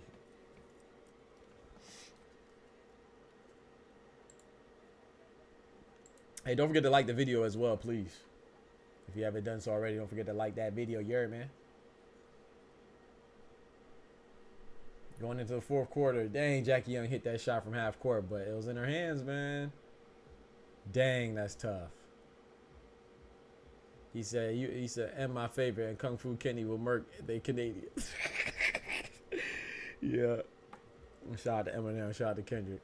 UFC Paris was hilarious. A fighter called Brian Battle KO the French dude, and the crowd just booed, and he went to war with them, saying he would never lose to a French.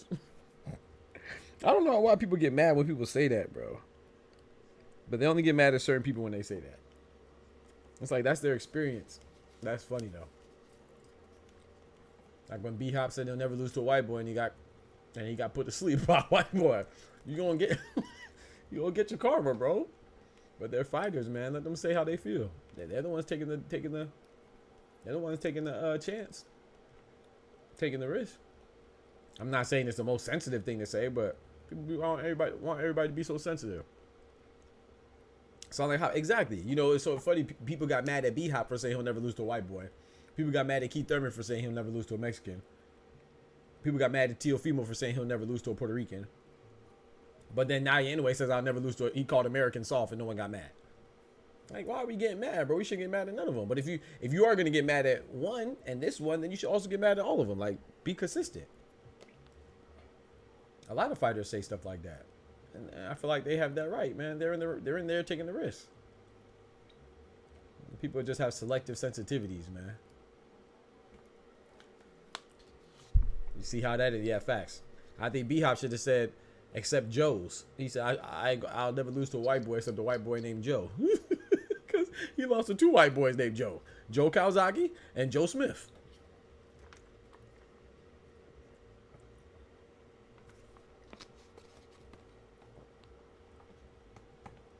He beat the hell out of Kelly, though. He beat that white boy named Kelly. He said, I'm not going.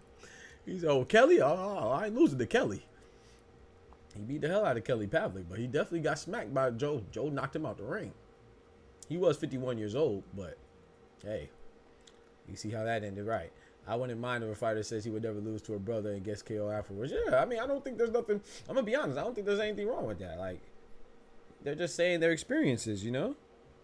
Keith Thurman is saying, hey, man, my experience with Mexican fighters is that I win. I don't lose. Bernard Hopkins saying my experience with white fighters is I don't lose. He was wrong, but once he fought, and same with Naoya Inoue, he's saying the American fighters that he fights, he doesn't lose. So I don't think there's nothing wrong with it. But if you're going to be mad at one person, you should be mad at the other one. Same with Teofimo. He's saying his experience with Puerto Rican fighters that he don't lose to him. I'm not saying it's right, but that's how they feel. I mean, that's their experience. Kawasaki bum ass, yeah. And the dude who fought Caleb Plant, Haney, said it also is like a trend.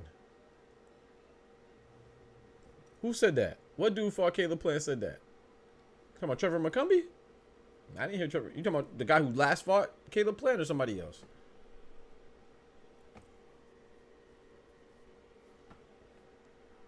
I mean, even Larry Bird, right? Larry Bird said he felt disrespected every time they put a white guy on him. He said, no white boys can't guard me. I agree with the Inoue, though. You can't beat him with a name. That's regular. Yeah. I don't think there's nothing wrong with any of them saying it. But I do think it's wrong with people if you're going to be mad at one person that says something like that. You should be mad at the other ones. Oh, Anthony Durrell. Oh, yeah. Anthony Durrell. Yep. I thought you were saying that a guy said that. My bad. I thought you were saying. Yeah, I didn't know what you were saying. I thought you were saying that Caleb Plant said that to a guy. You're saying that Anthony Durrell, yeah. And he brought out that grave digger. He brought out that shovel. I agree with Inoue, though. You can't beat him with a name. That's regular, yeah? But I mean, if you want to dissect that too, right? Inoue beat everybody. He's undefeated, right? He beat more Japanese guys than he beat American guys because he fought more. So I mean, Japanese fighters don't have fighting spirit. I mean, I'm just asking. You know, so you can say American fighters don't have fighting spirit, but you beat a lot more Japanese fighters than you did American fighters. So I guess Japanese fighters don't have fighting spirit either.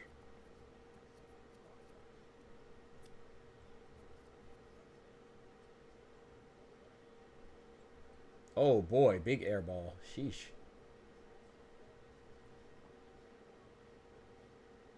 But like I said, you don't have to look that deep. Like it's okay when they say that. I don't think they're saying it from a. I mean, I guess like I said, it's a little insensitive, I guess. But people just stop being so sensitive, man. They're not saying anything. Just saying their experience. You know, his experience with the American fighters he's been in the ring with. He beats them. What's wrong with saying that? Same like, oh. I mean, you think Luke could be getting so much praise because he out there dribbling and shooting against D. Listen, DMX, and I'm not going.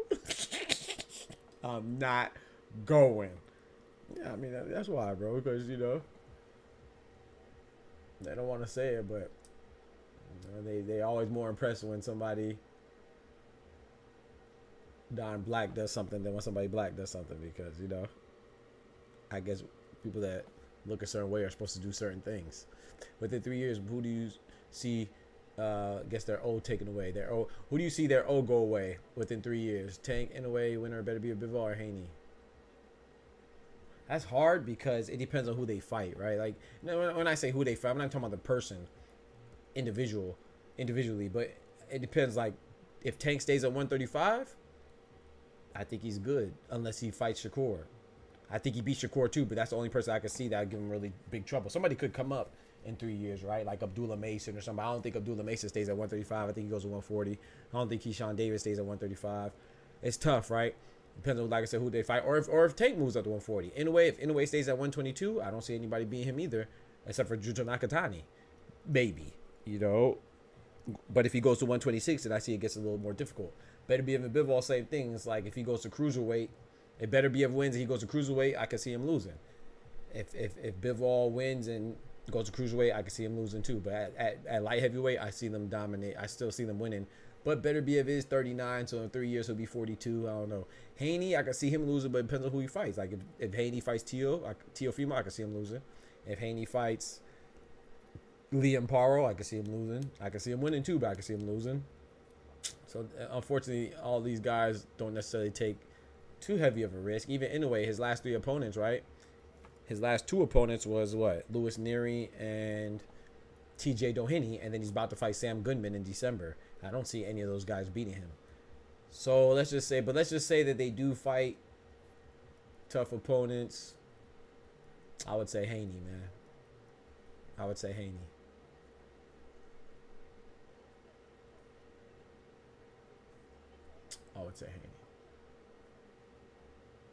No, I take that back. Yeah, I would say Haney. Either Haney or Better BF. The reason why I say that because I think Better BF. First of all, I never was too big on Haney anyway. I always saw him as soon as he steps up in competition. Like, not saying he doesn't fight good competition. He does, but as soon as he fights Shakur, Tank, or Teofimo, he could probably beat Teofimo though. You know, I'm not saying he definitely loses, but I think he definitely loses to Shakur, Tank, or yeah, pretty much a Shakur and Tank. If he goes to 147, I could see him losing up there. And then Better be if I could see him losing because I could see him going to cruiserweight and I could see Jao Pataya beating him. Or I could see him losing too. But I don't know. I could see him beating Jao Pataya too, but I don't know if his power will translate. That's a good question, man. I don't know, man. I don't know. I would say Better be over Haney though. Because even Bivol, I don't think Bivol would go to cruiserweight. I don't see Bivol going to cruiserweight. I see Bivol either staying at 175 and dominating. I guess like I think he beats Joshua Buatsi. I think he beats Benavidez. I think he beats Dave Morrell. I can see him staying at light heavyweight or even going down to 168 to fight Canelo. But I can see Canelo possibly winning that if he does that. I don't know. That's a good question, Canelo. I don't know. I would say Better be even or Haney. Bivol gonna stop Beterbiev? Hey, what if Bivol stops Beterbiev? That'd be crazy, bro.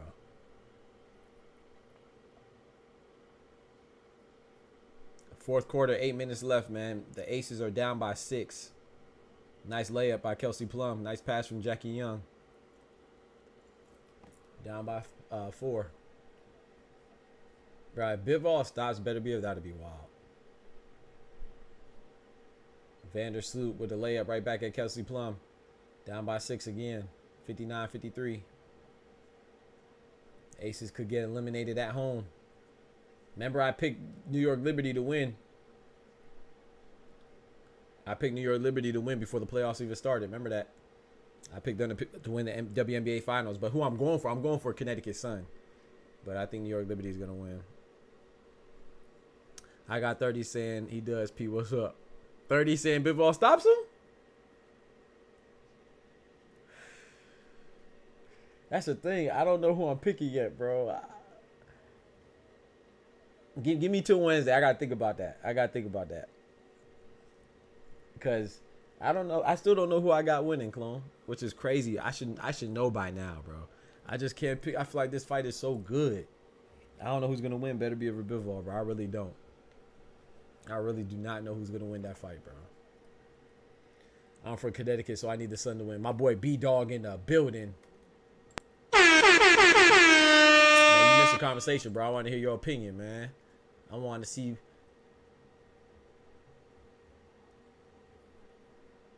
I wanted to get you to opine on the situation with Haney and Ryan Garcia. But I don't feel like.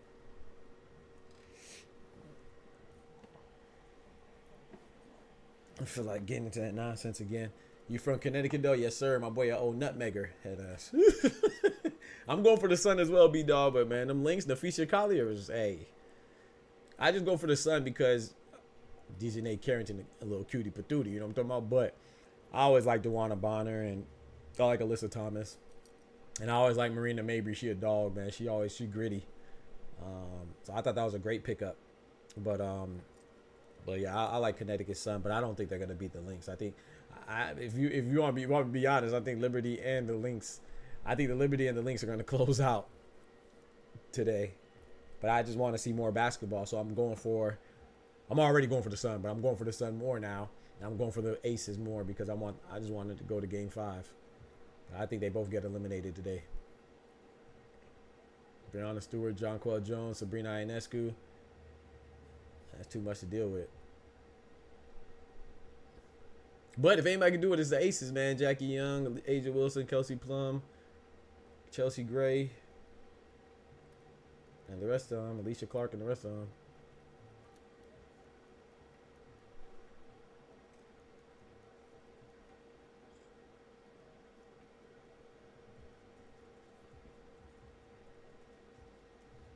Y'all think 2025, good Lord willing, Naoya Inoue goes up to 126?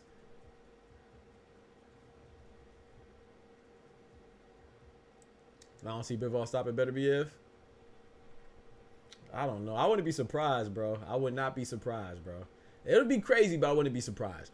The reason why I wouldn't be surprised because as much as we talk about Bivol not being in there with somebody like Beterbiev, Beterbiev has not been in there with somebody like Bivol. The knee injury... And, okay, knee injury messed up that fight. Kramer, what if, like you said, what if the knee injury messes up this fight, bro? For those of y'all, I know y'all remember Sergio Martinez and Miguel Cotto. What happened in that fight? That knee injury destroyed that fight. I was so mad at Sergio Martinez not disclosing that injury and not postponing the fight because that fight was terrible. What if, unfortunately, this is a possibility, what if the fight doesn't live up to the hype because Beterbiev's knee just can't go? That's a possibility, bro. What if he goes in there like Sergio Martinez versus Miguel Cotto? Oh, man. Boy, the boxing community will cry. And Bivol will stomp him. That would be so unfortunate. I hope not, but that would be so unfortunate. Allegedly, Bivol also got injuries. Yeah, but his wife said that. But allegedly, I've also heard that Beterbiev's knee's not the same, too. I've heard that, bro. I don't know if it's true. I can't validate it. I'm not there. But I've heard reports that Beterbiev's knee is not he's not recovered, bro. I've heard that, bro. There's rumblings of Better BF's knees being not good. And if anybody's going to make you work out that knee, it's going to be Bivol. Because Bivol gives you angles. Bivol has agility. He has footwork. He has range. He gets in and out. He's not just going to stand in front of you. So you go in there with a bad knee against Bivol, oh, that's night-night. That's a wrap. Breonna Stewart with the 3. Ooh, it rimmed out. Bivol's fighting against Better BF against his wife, saying he will lose. Facts. But Bivol's wife was going against him against Canelo too. She was rooting for Cinnamon, and that didn't do no good. I had that injury. It hinders ability to get in top condition because it gets sore. So facts, Kramer, facts. You're not lying. Knee injury in sports, period. I don't care if you're doing volleyball, boxing, or jump rope, or or swimming. Knee injury is never good. Never good. Basketball, football, nothing. That knee injury, man, is tough.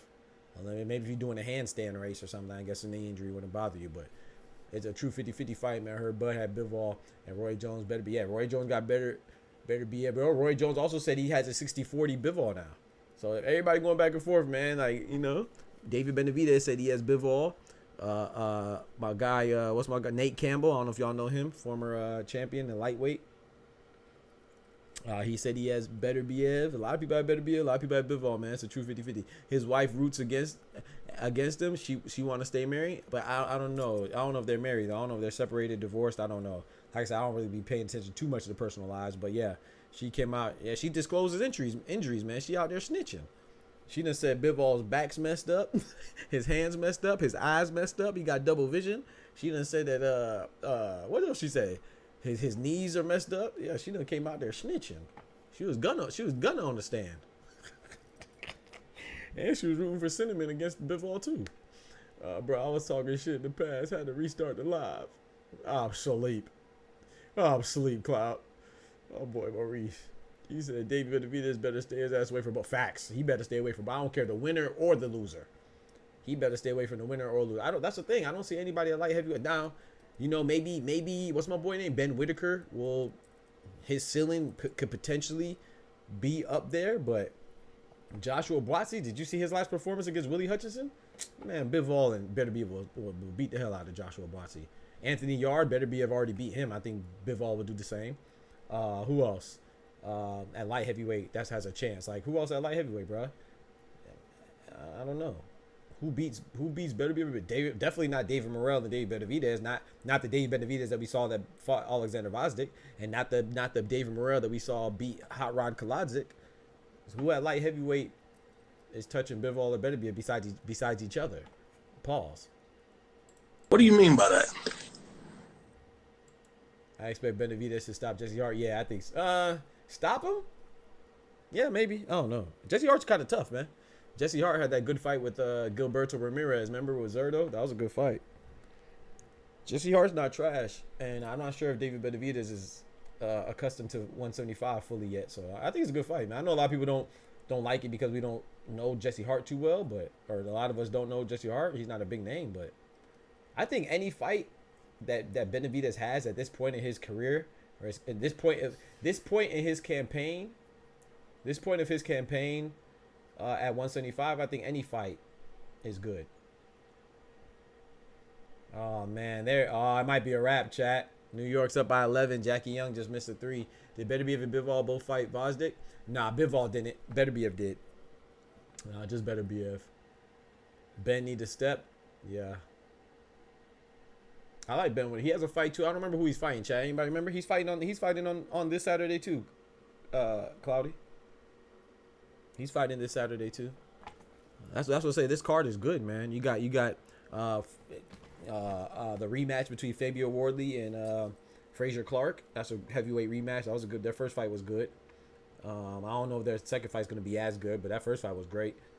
We got Chris Eubank trying to revitalize his career. I don't remember who he's fighting. You got Jai Opetaia going against Jack Massey. I think that's a good fight. I think people are overlooking Jack Massey. I think Jai Opetaia is going to win. But I think people are overlooking Jack Massey. You got Ben Whitaker. I can't remember who he's fighting. It's getting a little chippy. Kelsey Plum don't be playing. Kelsey Plum remind me of this girl I used to talk to, Jennifer, boy. A little firecracker, man. Little would just be feisty, bro.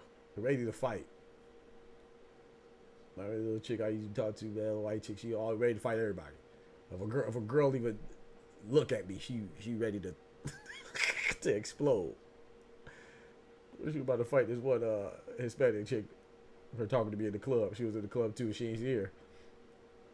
She ran over there, and I said, "Come on, man." Anyway, but yeah, I think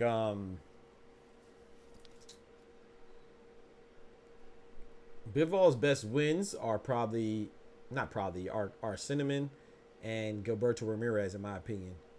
Beterbiev's best wins are probably Alexander Vazdik, and I would say probably Anthony Yard are his two best wins. I don't know. This is the first female fight on the Saudi card. Yep, first female fight on the Saudi card. Yep, you have Sky Nicholson versus Raven Chapman. Yep, first female fight on a Saudi. Is it the first one on a Saudi card or the first one in Saudi Arabia? Because remember, there was a Saudi card. LA, there was no female fights. Yeah, this might be the first female fight period. Yeah, you're right. I think you're right. On the Saudi card and in Saudi, yeah. No female fights at the December card, please. Oh boy, don't rock with the women's, man. One time for the ladies, man. You hating on the ladies, bro. I like the lady fights, man. Not all of them, of course. I don't like all. I ain't gonna pretend like I like all of them, but I don't like all the male fights either. Hell, some of them be boring. But at least the women, man, they be ready to fight each other. It might be over with, chat. 4 minutes left. Oh, Breonna Stewart missed that shot. They lucky. Oh, Kelsey Plum missed that reverse layup. 53-67. Woman allowed to fight there. Yeah, it's gonna be the first one. Don't get it twisted though, Clone. They have some people pushing back to it. So don't think like I've been seeing some petitions and stuff like that. Everybody in Saudi Arabia is not happy with Big Turk and his boxing events there. You know what I'm saying? They have a strong Muslim community and they're very traditional, and a lot of people are pushing back for some of Big Turk's events. So you can look it up yourself too. You see he has some pushbacks from the Arabs down there, the Saudi Arabian people. He said Sky Nicholson is so dang boring. She makes sure I get good. Bro, what? Nah, you think she boring? I like her fights, TM, man. She be out there TikTok dancing. I like it, bro. I like it, bro. When she gets to winning, man, she'll bust out with a Fortnite dance on your head top real quick. I like it, bro. That'll be funny. That's a double entendre. Sleep. That's crazy, though. Rob Ali fight on AJ's undercard before. Okay. So it's the first female fight in Saudi Arabia then. This is not the first so that was in England. Okay, so I know it's the first something, so it might be the first female fight in Riyadh, actually in Riyadh. But it's definitely the first female fight something. Oh, what up, Karma? I didn't even know that was Karma that said that. Was good, Karma. Oh, I was talking about you earlier too. I said I finally saw I think this is what you were talking about with the music video from Mikhailovich, for Andre Mikhailovich, when he was dancing to the Not Like Us to Janabek. That joke was funny. It just popped up randomly on my feed. I was like, oh, that's what she was talking about. The Saudi crowd has no energy though. While Dubois was fighting Hergovich, they were all on their phone. Yeah, their energy is not the best, but like I said, no offense to you, Canelo. I'm not speaking on you. I'm speaking in general. I think people just like to. Some people are just contrarians, bro, by nature, bro. If you say up, you could say the sky is up. They're gonna argue with you and say it's down. Somehow, well, if you look at it in an alternate universe and you flip upside down, then the sky is really below you. It's just it's just your point of view, your POV. People will argue anything, but I say that to say that. Yeah, the crowd has no energy, but I'm not in the building. Why I care if they got energy or not? They got energy in Japan. People complain about that too, though. When I'm watching the Naoya Inoue card and they in Japan, they say, man, the Japanese ain't got no energy. It's just different cultures, man. It don't make me no difference. Oh no, a turnover. Vandersloot with the layup. Oh, yeah, it's over with. It's over with, man. They taking off, bro. 15-point lead. Oh no. Oh no, they getting ran out the building, chat, in their own crib. Oh no. New York Liberty just hard to deal with, man. Oh no. Nice pass with Chelsea Gray. Step back. Oh, blocked by Breonna Stewart. Oh no. Breonna Stewart blocked Asia Wilson because Asia Wilson blocked her earlier. Oh no. I'm not saying you're wrong. So I'm not saying you're wrong, Canelo. I'm just saying that people, if they play the national anthem, people complain. If they have a concert, people complain. If the crowd has no energy, people complain. It's like people just complain about anything, man. I love Saudis. Oh my gosh, big three, box side. It's over with, chat. 74 to don't. Oh no, 18 points. Don't get ran up by 20. Don't get ran out by 20. Come on, Asia Wilson. Oh, she banked. Was that a 3 or 2? I don't know. She got them long toes. That was a 3. 59-74. I got you. I know what you mean. Yeah. So I'm not saying that that's not a legitimate complaint, but when people complain so much, it's hard to tell what's legit and what's just not people just talking. So if I can't get sleep, just put on a Sky fight. You, bro, Sky. Hey, to each his own. I'm not gonna, that's your opinion, but I think Sky is one of the most entertaining, one of the more entertaining female fighters, man. But at the same time, if you think she's boring, then her being one of the most entertaining ones is not so good. Cause big 3 ball, let's go.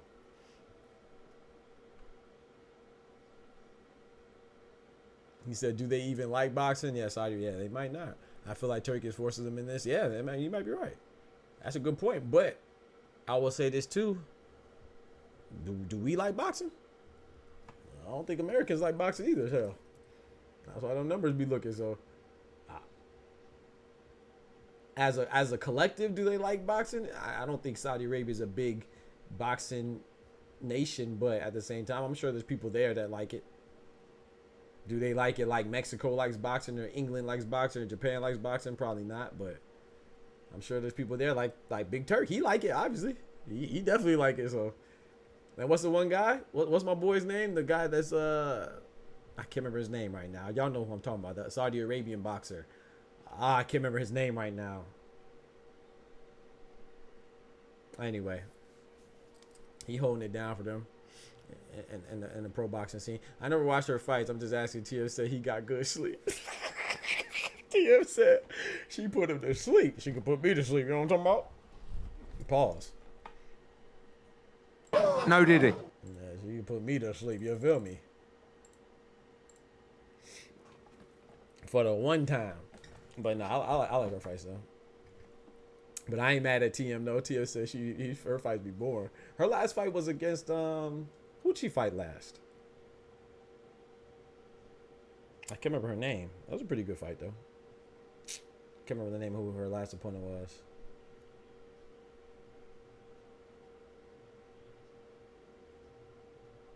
I can't remember. Who's fought Stevie Morgan? Now, that was Amanda Serrano fought Stevie Morgan. And who she fight? I don't remember who she fought, bro. Oh! Sabrina Ionescu got hit in the back. I can't remember her name. I could see her face. I could see her face, but I just don't remember her name. She was a strong face ass. That lady like she looked mean as hell. I don't remember her. I believe she's from like South America though. I believe she's either Venezuela or could have been Brazil. I don't remember. TM bet I'm gonna watch one of her fights, bruh. She'll cure your insomnia. No medication, no melatonin, no nothing. That's crazy, bruh. Nah, man, don't do Sky like that, bro. Oh, let me see who she fought last, bro. That fight was pretty good. She fought a tough girl. I don't remember her name. I'm about to look it up right now and tell you.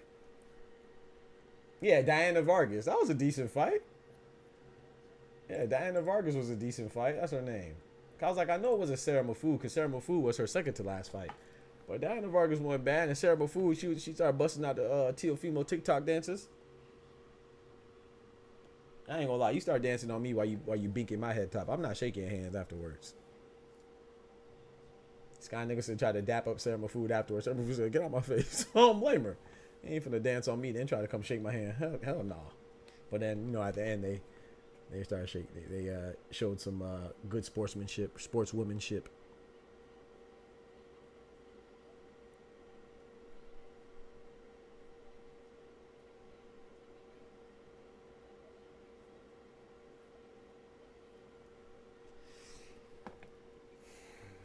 $76-62, chat.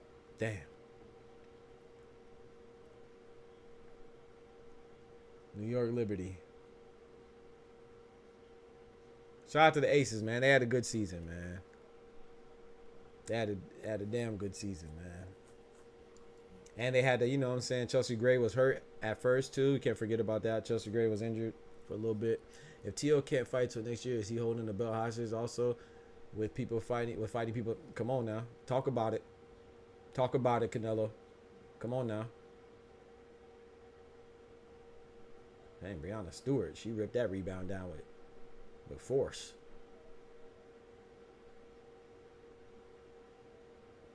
Yeah, it's over with, man. I told you what I said, chat. It's elimination day. I told you it's elimination day, man. Ace is eliminated, man. Hopefully Dewana Bonner and the Connecticut Sun won't be eliminated too. Barbosa is T.O. mandatory. I see. Yeah, and Barbosa's fighting Jose Carlos Ramirez. That should be a good fight, though. I'm not too big on Arnold Barbosa Jr., but I feel like he's a very simplistic fighter, very predictable. He's just a guy that out-toughs you. You know what I'm saying? Walks forward, very flat-footed, walks forward and tries to just out-muscle you, kind of. Not even really out-muscle. Like I said, just out-tough you. I think Jose Carlos Ramirez should win this unless he's no longer himself. But if it's a Jose Carlos Ramirez that before he fought Josh Taylor or lost to Josh Taylor, even the one that lost to Josh Taylor, because that was a good Josh Taylor too that he lost to, I think he should win this pretty easily. Arnold Barbosa Jr. Arnold Barbosa Jr. You could argue that he probably shouldn't be undefeated. He was a beneficiary of a robbery on the Haney and Ryan Garcia undercard, right? When he fought the Irish dude, Sean McCombs or McCowan? Maybe Sean McCowan. But yeah, he outpointed the hell out of Arnold Barbosa Jr. That was a mean robbery. That was one of the worst robberies this year. I think Michaela Mayer versus Natasha Jonas was a little worse of a robbery, and definitely Ocean Key Foster versus Robson Casesa, that was the worst robbery. But Arnold Barbosa Jr. versus Sean McCowan, that was a robbery, bro. Go back and watch that fight if you missed it. Sean McCombs or Sean McCowan? I can't remember if it's McCowan or McCombs. No, I don't know how he won that fight. Who y'all think Rolly fights next? Rollies. You dumbass. I don't know who Rolly fights next, man. Shout out to New York Liberty, though. They beat the Vegas Aces. Who do I think Rolly fights next? I'd rather be making snacks while the fight or taking shit. That's crazy, bro. Y'all disrespectful, bro. I don't know, man. I think that's the thing, man. I know people be like saying, "Oh, Rolly's done." I think for somebody like Rolly Romero, who's charismatic, who talks a lot of trash, which is part of his charisma. He's interesting. If he loses, you either there to watch him lose or watch him win, and either way, he's gonna do it in a fashion to which is entertaining and intriguing. I think he has a lot of people can fight. Like, who wouldn't be interested in Rolly Romero? Even if Regis Prograis loses, I'd watch Rolly Romero or Regis Prograis. I'd watch Jose Valenzuela versus Rolly Romero. I'd watch Jack Catterall versus Rolly Romero. I'd watch Liam Paul versus Rolly Romero. Like, you know what I'm saying? I think he could fight anybody. Where do I think he'll go? I think since he just beat who's the dude he just fought? What's the dude he just fought, y'all? Damn, I don't remember his name. Anyway, I think he'll fight probably like another contender level guy, like another top 10 guy or something like that. But I don't foresee Rolly Romero becoming a champion again. But I think that the sky's the limit on he can fight. Hell, I'll be interested in Rolly Romero versus. Well, I guess that's a different weight class, but I was gonna say Adrian Broner. Hell, I watch Rolly versus T.O. I would like to see Frank Martin. Frank Martin versus Rolly. That's a good fight, especially if Frank Martin's going up to 140. Rolly and Frank Martin. Who wouldn't want to watch that? I'd watch that.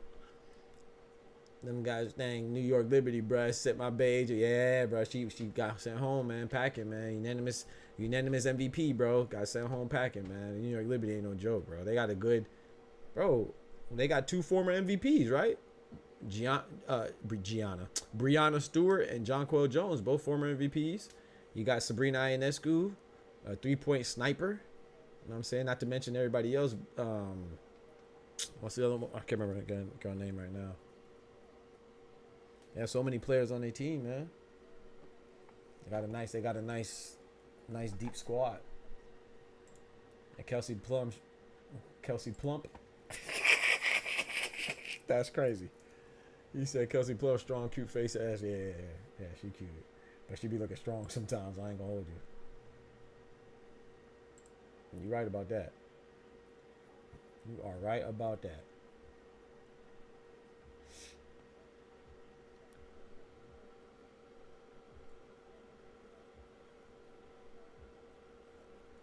She be looking strong, boy.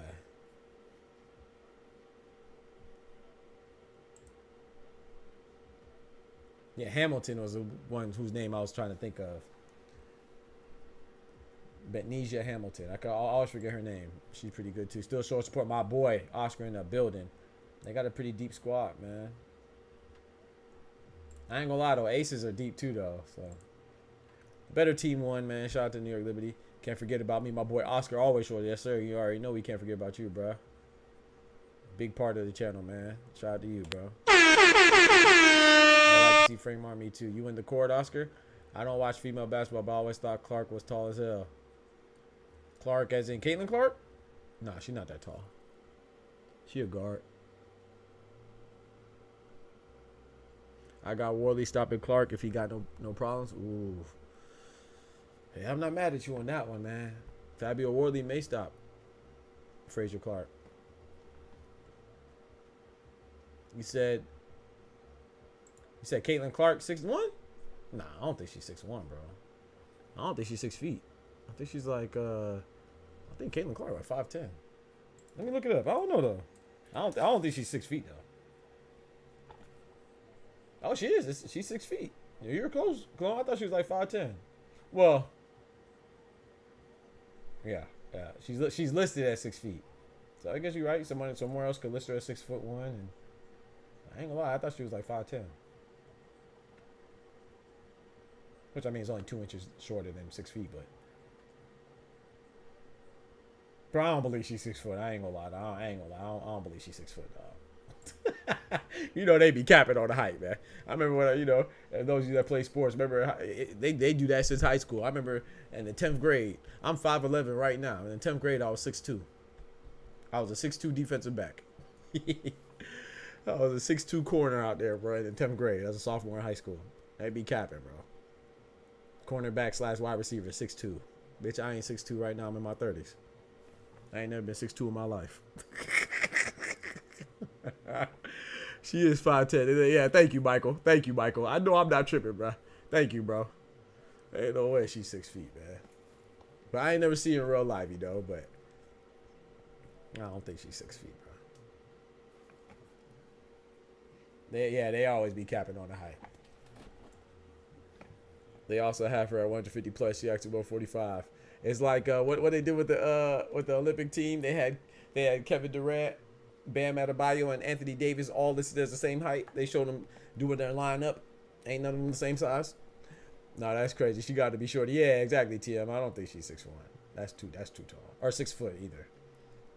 Yeah, they always be capping on the height. Yeah. I mean, but they know what we want to see too. It makes it more. It's good for marketing for the player, for the individual player, as far as like makes you more attractive to other teams and stuff like that, and like scouts. So I get why they do it. It kind of helps out, especially when you're in high school, right? It helps you out when you're trying to get scholarships and stuff like that. Makes you more intimidating to the other team and stuff like that too. So it has reasons, but yeah, I don't think she's 6 feet.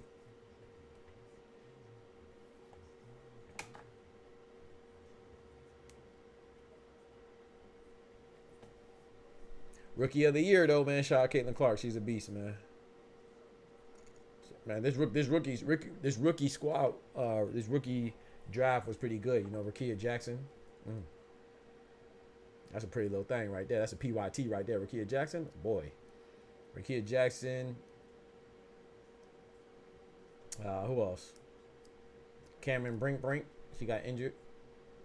I think she just got married too, or engaged or something. Congratulations to her. Angel Reese, of course. Caitlin Clark, of course.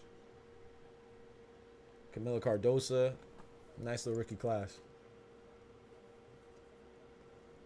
She might, Canelo, if you can get past her looking like Squidward. When she giving me tall big. Hey, yo. You said Caitlin Clark looks like Squidward. Y'all disrespectful, bro. They say Caitlin Clark like Squidward, and they say Angel Reese look like the what is that? A lemur off of off that what's that show called? That cartoon? I don't remember the name, man. Not Land Before Time, but the other one, Ice Age. They say she looked like the lemur off Ice Age. And they say Caitlin Clark look like Squidward. Y'all disrespectful, bro. Y'all disrespectful, bro. You think Raven Chapman's going to beat Sky? Hey, bro. Hey, what does Big Turk do? Big Turk been bringing us some 50-50 fights. And that's crazy. I see people complain, say that Big Turk is making people lose. We want the good fights. Then someone brings us good fights. Now they're making people lose. Hey, bro, people just don't, they don't make up their mind, bro. People just complain about anything, man. Shout out to Big Turk, man. Yeah, Raven Chapman, hey, she could win. I don't know. I don't really know much about Raven Chapman.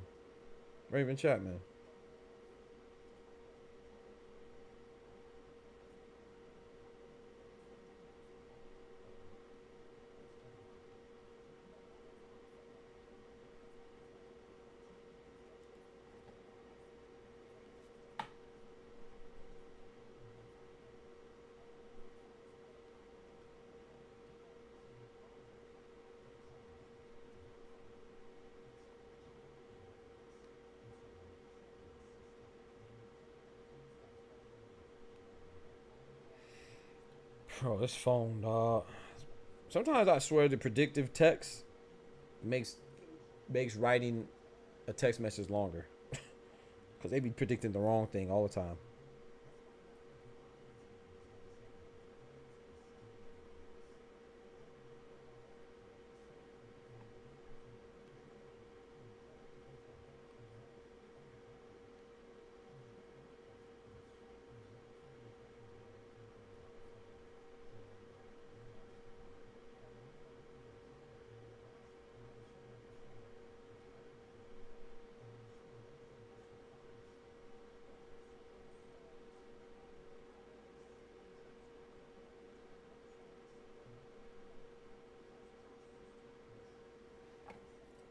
All right, man. We got the other game, right?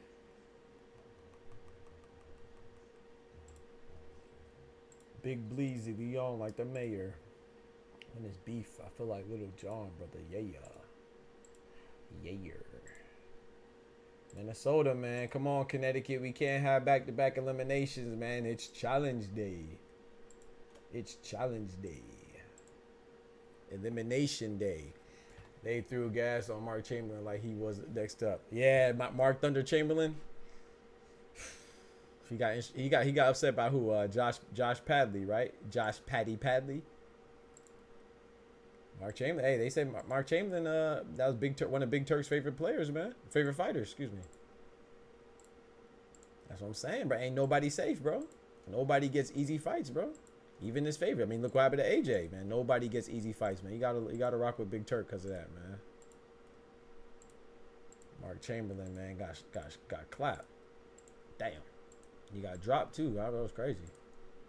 Josh Padley said, "I'm not going." They were both undefeated. I think Mark Chamberlain was what 16-0. Obviously now he's 16-1, and I believe Josh Padley was 14-0 if I'm not mistaken. Going into the fight, obviously he's 15-0 now. That was a good fight, man. What more do we want, man? Good fights, bro. Come on now. Even the people that are not really that popular, hey, they on the shoddy card, bro. I mean, remember what's his name got upset too? TM. What's his name? Arslanbek Makhmudov. That's how Ajit Cabello got put on. Everybody thought Makhmudov was gonna win because he fits the part, right? Man, Ajit Cabello showed that Ajit is legit. And went out there and smacked him on his head top. And then what? Guido Vianello just beat him too. The Italian stallion. Yeah, man. They said Padley was an electrician from. Nah, y'all disrespectful, bro. Nah, y'all disrespectful, bro. I ain't gonna lie, bro. Y'all disrespectful, bro. He said Chamberlain was genuinely a hype job. You think so? Oh, no, I'm gonna be honest, man. I don't really know. Like, I think that was only my second time seeing him fight. So I ain't really know much about him. But I'll be honest though, and there's no disrespect to my English brethren and sister, but England, like I said, I think that they really love boxing, man. And I think what's a testament to them loving boxing is that it's kind of hard to tell who is a legit champion and who is not, because everybody gets love over there. You know what I'm saying? That's in American boxing. If you get love, you're probably that deal, because America, we're so fickle with boxing as boxing fans that if you're not that deal, then you ain't gonna get no love. As soon as you lose, you up out of there, you know, or even come close to losing, or even if you lose illegitimately like Devin Haney. Look how he's being treated. He didn't even really lose for real. So, but England, you know, everybody gets love, and which is a good thing. So you don't have to be the best to get love, which is dope. But at the same time, then it's kind of hard. It makes it a little bit harder to distinguish between who's really has the goods and who doesn't, you know. And I think Mark Chamberlain may be one of those guys, maybe be an example of that. I mean, look how they were touting. Well, that's not really a good example. 'Cause I was gonna say, look how they were doing Campbell Hatton, but he's a son of Ricky Hatton. So, everybody that has a son is gonna be overrated. You know, like, everybody's son is gonna be overrated. Like Julio Cesar Chavez Jr., like Conor Ben. They're all gonna be a beneficiary of the father's work. There's nothing wrong with that either. You know, that's not a good example, but. Like, for example, like I like Johnny Fisher, right? The heavyweight, the Romford Bull, but I don't know how good he is because his last win against Alan Babick was good, but I don't know how good he is because I don't even know how good Alan Babick is. And I bet them journeymen didn't get their regular 300, 500 checks with Turkey. Yeah, they're probably getting a lot more. Padley didn't have much power and put Chamberlain down. Yeah, he did. I see anyone besides Noakes beat Padley at the top. 10 to 135. Connecticut down by 7, man. Yeah, I don't know how good Chamberlain is. I do like Anthony Kakashi, though. I respect the fact that he beat Joe Cordina, and then he called out, said he want to fight Tank. I like it. I don't know if he means it, but that's what he said. But he had 130 anyway, I think so. I like his ambition though. Chris Eubank Jr. doing decently, yeah, but I don't see Prince Nazim's son doing well. Yeah. I'm not even paying attention to him yet. I got to see a lot more from him. Man, it's bad because you got Liam Parle saying he priced himself out in a recent interview. Devin needed to get a tune-up in. Yeah, I saw that. You talk about it was on like Fight Hype, right? I just watched that interview today before I got on stream. I agree with you, TM. But I kind of disagree, too. I'm going to tell you why. Because you watch boxing. You know Devin Haney a weight bully, man. No disrespect. And I'm not saying that as in like, oh, he's cheating. Some people use weight bully as a cheat, to say someone's cheating. Ooh, DJ Day Carrington with a step back 3 off the glass? Okay. I'm not saying that he's using that as cheating, but he does. He makes weight, and then he's a consummate professional. He makes weight, and then he blows up. No, like he does that. David Benavidez does that, but David Benavidez doesn't always make weight, but he has lately. But you know, a lot of fighters do that. You know, he's just one of them. But I say that to say that I never thought he was gonna fight Liam Parle. Why? Because Liam Parle has the IBF belt. What does the IBF do? The IBF, you have the same day weigh-in, well, the morning weigh-in, and you can't exceed 10 pounds of the weight limit. So he weighs in at 140 the day before. Then the morning of the fight, he weighs in again. He can't be in excess of 150. So everybody knows Devin Haney habitually comes in at 20 plus pounds. So that's not very conducive. The IBF's rules aren't conducive with Devin Haney's methodology of rehydrating. So I never thought that fight was going to happen anyway. And if it was going to happen, then they probably would have had to pay Devin Haney a lot of money. And that makes sense that he outpriced himself because, you know, we got to look at it as if it's one thing to not know, but once we know, when you know better, you got to do better. So I didn't even have my hopes up because I know better. That don't even fit Devin Haney's style. The only way I see him getting an IBF title is if he's at 147 or above. He comes in so heavy, so. Or it's an undisputed, you know what I'm saying? Like, and then maybe they could override, because you know, in some unifications, some sanctioned bodies will be like, okay, we'll follow your rules, or we'll abide by their rules, or you know what I'm saying? So then they'll capitulate certain things. But if he's just going for a straight up IBF title, yeah, right. Ain't no way he's gonna. I made a video about that too. I was like, bro, I don't think. Because when the rumors first came out about him potentially fighting Liam Parle, I said, yeah, right. You know the IBF rules? He's not going to fight him.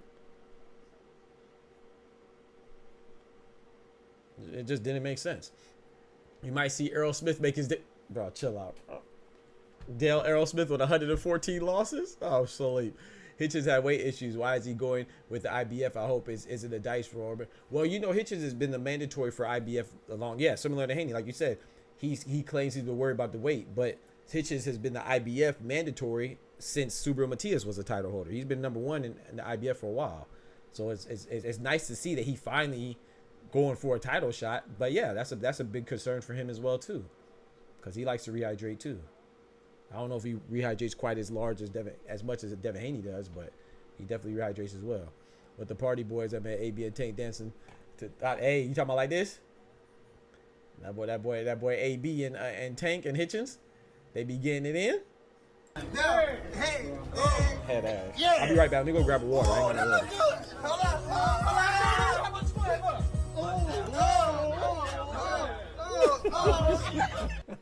Let me run this ad real quick. I'll be right back. Let me go grab a water. Yo, it's Dr. Boxer Talk. Y'all know what it is, man. We in the building, man. The doctor's in the house.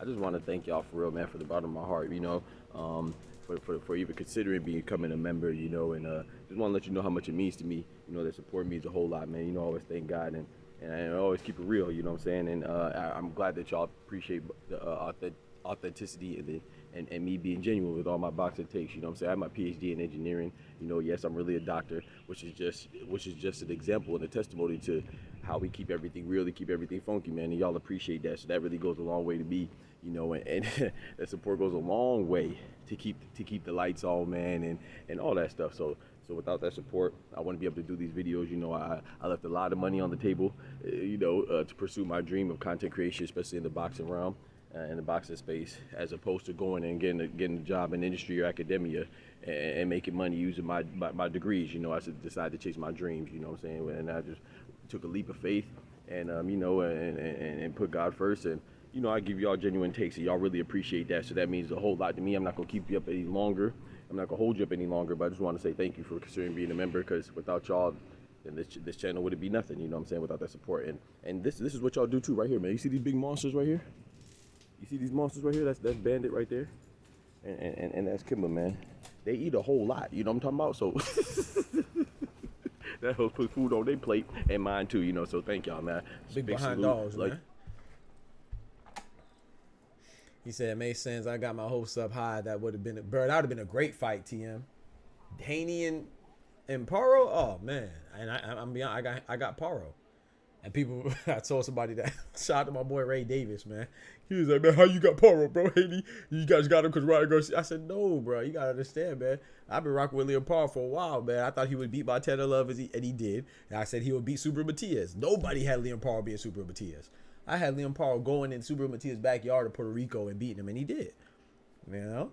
So once I rock with somebody, man, I usually have good reasons, you know? I'm not saying that I'm always right, but I usually have good reasons. I think Liam Paro is a beast. I think he's still underrated, and because obviously, you know, we don't give people credit, right? We'll call Subriel Matias the boogeyman at 140. Then when somebody like Liam Paro goes in and beats him, we don't say Liam Paro is good. We just say Subriel Matias is a fraud. It's crazy, bro. Give people their credit, or like Daniel Dubois, right? We'll say Hrgovic is a boogeyman at heavyweight. Nobody wants to fight him, and then when Daniel Dubois goes in and beats him, we don't say how good Daniel Dubois is. We just say, oh, Hrgovic is a fraud. Come on, bro. No, bro. Hrgovic is as good as we thought. It's just Daniel Dubois is better. And same with Liam Paro. Subriel Matias is as good as you thought. I really hate when like the experts do that, bro. Like the quote unquote experts, like Tim Bradley did that, in regards to Hrgovic. Like, bro, you called him a boogeyman, then give the other guy credit, man. Because then if you say that this guy's a boogeyman, and then when someone beats him and you say, oh, they're a fraud, then it's like you discrediting the win, or the other guy, or girl. That's corny. Give them their credit, man. So Liam Paro went in there with the odds stacked against him and came out on top, man. I like Liam Paro until proven otherwise. I think him and Devin Haney's a good fight. I think him and Richard Hitchens a good fight. I think him and Teofimo's a good fight. I think 140 is still good, man. If Paro can basically KO or knock down Hitchens, he wins. If it's on points, it's Hitchens winning. I like that, Canelo. I think if he wins, I think if Hitchens wins, it has to be on points. I don't see him stopping Liam Paro.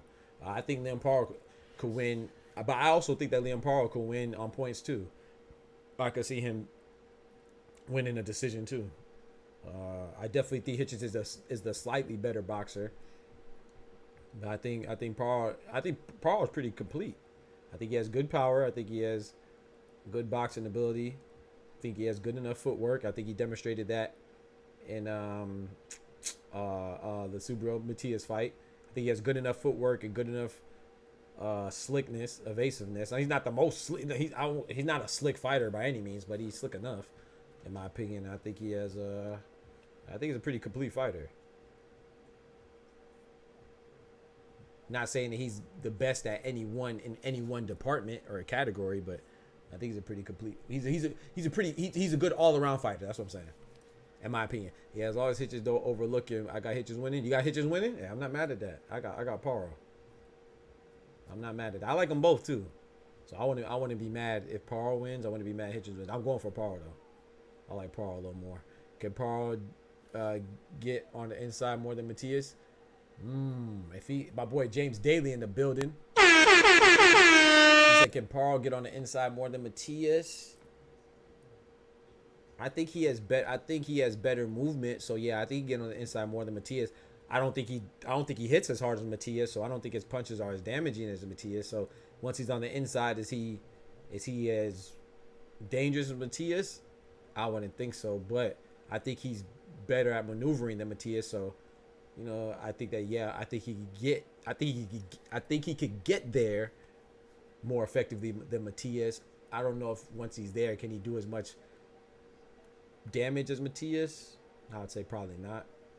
Just because he's not his shots aren't as thudding, but I think that, like I said, stylistically for Hitchens, I think Matias is a more difficult fight. Just because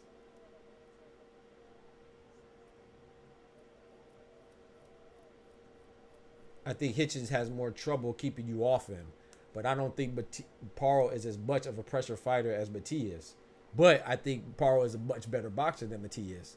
So I think stylistically, Matias would probably be a more difficult matchup than Paro. But I still think Paro beats Hitchens, though. If that makes sense. In the clinch, make it ugly, yeah. I think he has to sweep ACES booty. That's crazy. They didn't get swept, though, bro. Now the ACES booty? That's crazy, bro. You sleep. ACES are good, man. It's just Liberty's that deal. They didn't get swept. They lost 3-1. They lost 3-1. That's crazy, Illuminati.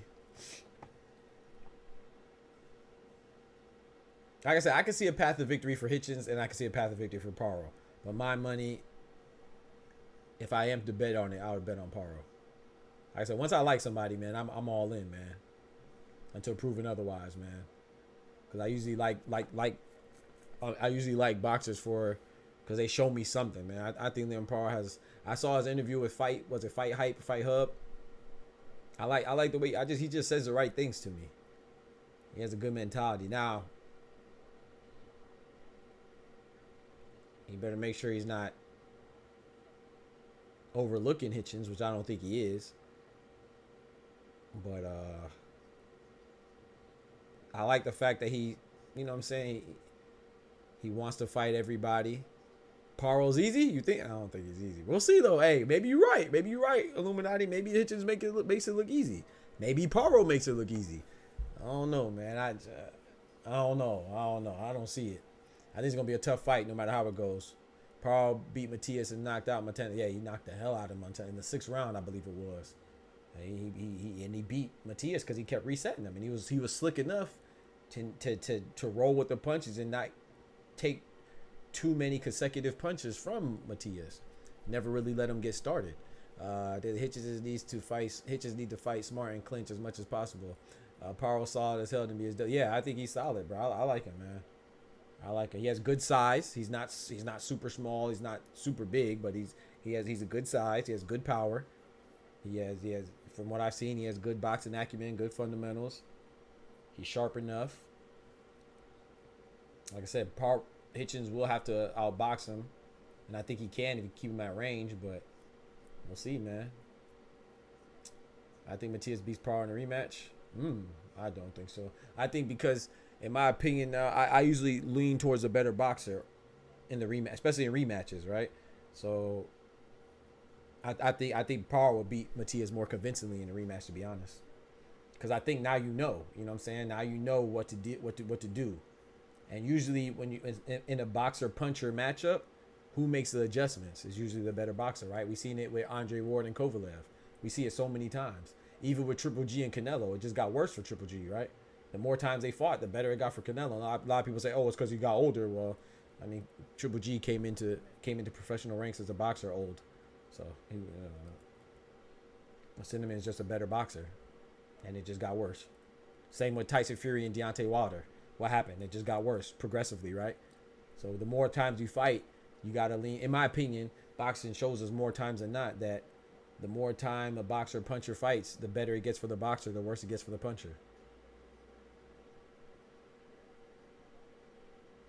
Usually, not all the time now, not all the time, but usually. Matias, do you think so, James? I know Matias is supposed to have a fight in November, so I don't know how true that is. Because he's supposed to be fighting Gabriel Golas Valenzuela in November, so I don't know. But it's not. I haven't seen it finalized yet. It was just reports, so I don't. You could be right. You could be right. I respect your opinion. Matias ain't no joke. Maybe Matias overlooked Parr. Yeah, maybe he did. Maybe he did. And it was at home, right? So he could have been distracted. You know, he could have been distracted. But at the same time, I'm gonna be honest, man. It could always be something. I'm not taking nothing away from Liam Parr, bro. We got to give that man credit. That man had the odds against him. He fought the boogeyman in his first step-up fight. You know what I'm saying? First title shot, and it was in somebody's backyard. He spoiled their homecoming. He had all the reason not to win that fight. There was no reason Liam Parr should have beat that guy, besides his own faith and his own blessings and his own work ethic. I gotta give credit where credit's due. Same with Dubois and Hrgovic, right? There was no reason for Dubois to beat Hrgovic besides his own belief in himself and his preparation, and of course, most importantly, his faith. You know, especially with the stories of Hrgovic sending Dubois to the hospital and sparring, because everybody cares about sparring so much. I gotta give credit where credit is due, man.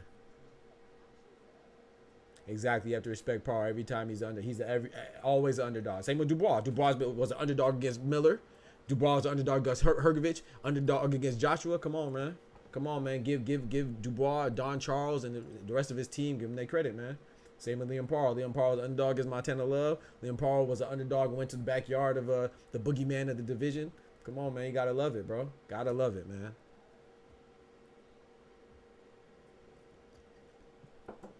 I'm not saying he's the best, but Devin Haney, I don't think Devin Haney would have did. Well, that's not true. Devin Haney would have did it because he did it against Kambosos, so I got to give him credit for that too. He went to Australia and fought Kambosos. I give him that. But nobody else was fighting Subaru Matias, and if they were gonna fight him, it damn sure wasn't gonna be in Puerto Rico.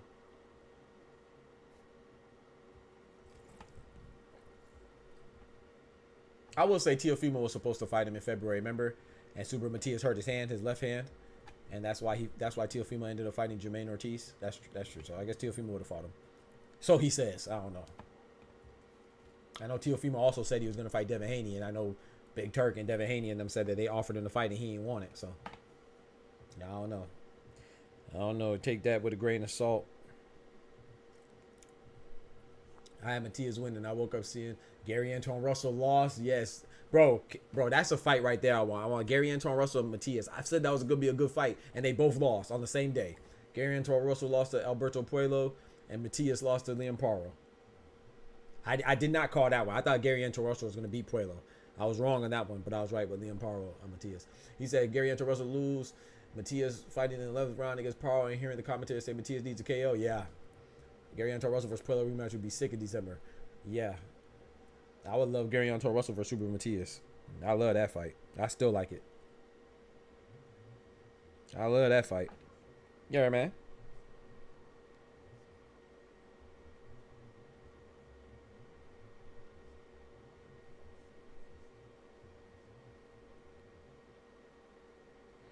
Shout out. Look at my boy Mike at the game, man. My boy at the Connecticut game. Let's go.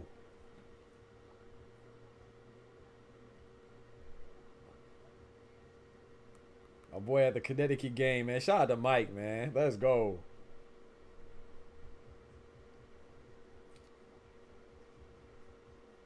My boy at the Connecticut game right now. Shout out to Mike, man. Big Mike at the game. Let's go. I want to see Gary Antoine Russell versus Teal. Ooh, I like that fight too. I would like to see Gary who lost to Loma fight again. Oh, the older brother. Yeah, Gary Russell. Yeah. I don't know if he's done. I don't know. Rest in peace to their pops too that passed away. Shout out to Big Mike. Yes, sir. Mike at the game right now. I just seen it on his IG joint.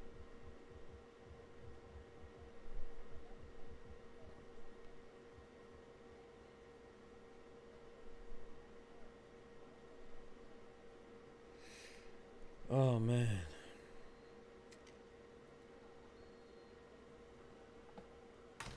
Still got 100% KO rate. Yeah, facts. He does. Yep. Him, Beterbiev.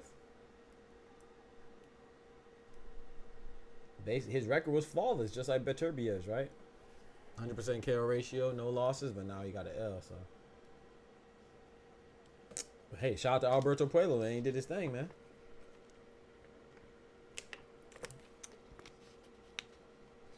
He said he got him knocking out Haney. Yeah. I think Haney would have a tough time keeping him off him. But sometimes Gary Antoine Russell, he just fights. In my opinion, he just doesn't. Sometimes he fights like with an amateur style. Like he just be throwing punches sometimes. I wish sometimes he fights so beautifully. And then some other times he fights like he's still in the amateurs, man. So I could see him potentially losing that fight too. But I could also see him muscling Haney as well. That's a tough fight, in my opinion. Tio versus Paro, I like that fight. I got Paro. I've always said that. I don't see Haney fighting this year before March. I see him fighting for sure. And I don't think he's fighting for this year either. That's a great matchup. Yeah, Tio versus Paro is a great match. I mean, 140, man, everybody. Jack Catterall versus Paro. Tio versus Jack Catterall. Two guys that called out Tio that he's not fighting. Jose Valenzuela versus Tio. I heard that Tio don't want no problems with Ryo as well. That's what I heard. They have some sparring matchups. You know, everybody care about the sparring stuff. They have some sparring matches that did not go in Teofimo's favor. That's what they say. They say that Ryo dropped him twice in 2 separate sparrings. Made Tio quit. That's what they say. They say the first time he made him quit, he said, "Hold on." Left and came back a couple weeks later, got dropped again. That's what they say, chat. They say Ryo, he don't want no smoke with Ryo, man. But it's different. It's different with sparring and actually on fight night. So I don't know. But that's what they say, man. Why in boxing they don't have one belt like you? Yeah, I don't know, bro. I don't know. I mean, money, greed, politics, but yeah, that's what makes boxing so intimidating to get into, right? Because there's so many belts. Then there's so many classifications of belts. You got unified title, super title, regular title, interim title, silver belts, regional belt. There's just so many. So many, bro. That's why I think boxing is intimidating for the casual fan to get into. It just gets kind of overwhelming. Haney versus Garcia 2 would be great business, yeah. But it's a risky one. If Haney manages to lose, his stock will go down. Like, oh, yeah, facts. That's very risky for Haney. I personally don't. I don't know. I mean, I think he should. I always said I think he should do what's best for him. I don't know if it's smart for him to take. Of course, I want him to, because that's the type of person I want to get my get back. Of course. But like I said, I'm also the same person that I thought Ryan Garcia would beat him. You know what I'm saying? And I'm one of the few that put my money where my mouth is. I thought Ryan Garcia would beat him. I'm going to be honest, man. Now I don't trust Ryan Garcia. I definitely won't be rooting for him. But I think Ryan Garcia wins again. Because I thought that he would win without the PEDs, you know? I'm not saying he doesn't need it, but he didn't need it for me to think he would win. But now that he did cheat, I don't know how long he's been cheating. I don't know what he needs. To me, that's what the problem with it, man. Like, Breonna Jones just got fouled. That's the problem with the cheating, bro. It's because like that means that you don't have confidence in yourself. So I can't have confidence in you if you ain't got confidence in yourself. Colbert ducked Omar. Chris Colbert's that fight has been postponed. His fight with Salcido has been postponed because of Hurricane Milton. Florida, bruh. Florida getting hit with another hurricane, boy. I'm right there, man. Hurricanes be coming through, man. Good Lord willing, everything will be alright. It won't be devastating or too much destruction, but Florida, bro. We get hella hurricanes in Florida.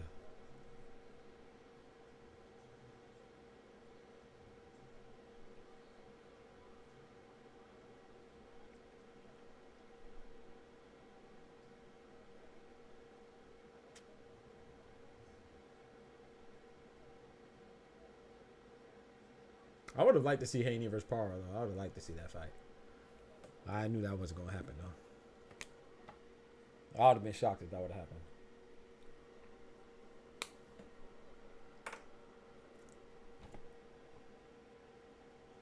Salute to the Florida boys. You feel me? Yes, sir. Appreciate you, bro.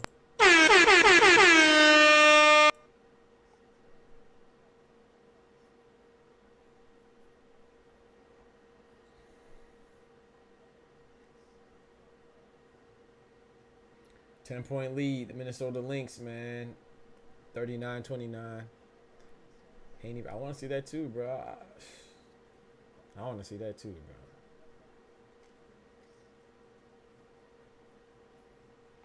What y'all think about the featherweight, though, man? I want to see Robeisy Ramirez and Espinosa rematch. Ooh, Dewana Bonner with the dream shake. Ooh. Ooh, with the fade. Ooh. Out there looking like Hakeem Olajuwon with the dream shake. Oh, my gosh. Ain't no way she hit her with the hezzy like that. Don't do him like that. I don't remember her name, but I think it's number 2. I can't really see. Number 2 on the links. Dejanay Carrington.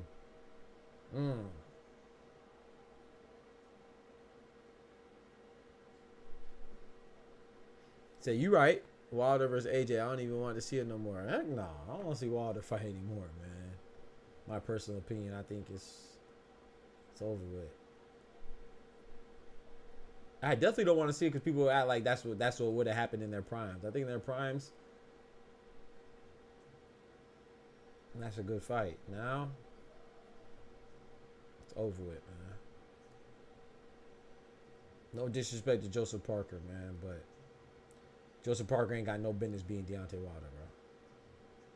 I don't care how much of a U-turn his career made, or how much a resurgence his career made, or how good Andy Lee is of a trainer. Joseph Parker ain't got no business beating Deontay Wilder. And if you think that, you're crazy. Joseph Parker lost to Dylan White, AJ, and got slept by Joe Joyce. Deontay Wilder's supposed to put that boy in the dirt and make it hurt. No disrespect Joseph Parker, though. You know, his win against Zhilei Zhang was impressive. Very impressive. You know? But Deontay Wilder doesn't look like himself, man. There's no way you can look at Deontay Wilder post Tyson Fury trilogy and think that's the same Deontay Wilder. It's just not.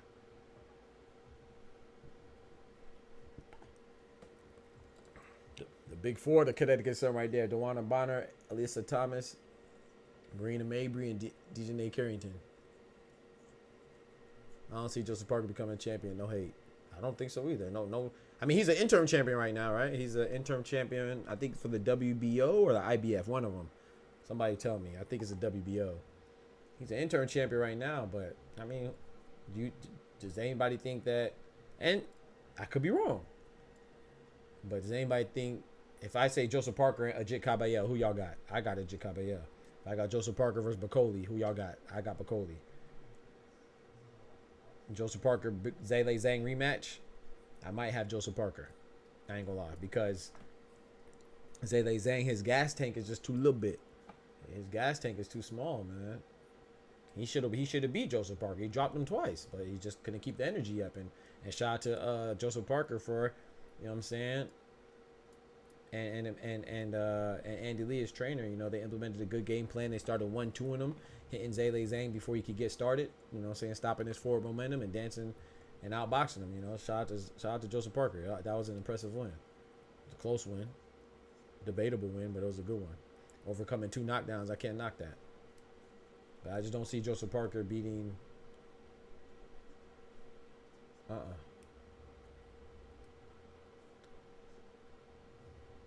My cousin called it the WNBA. Okay. I mean, Joseph Parker, I mean, you never know what could happen, right? We never know what could happen, but let's say Alexander Usyk wins and he vacates. Then you never know what could happen, man. So let's say, okay, let me pull up the rankings, right? Let's pull up the rankings, chat. Let's see a way that Joseph Parker could become. Let's see how Joseph Parker could potentially become a champion, right? Let's look up the rankings.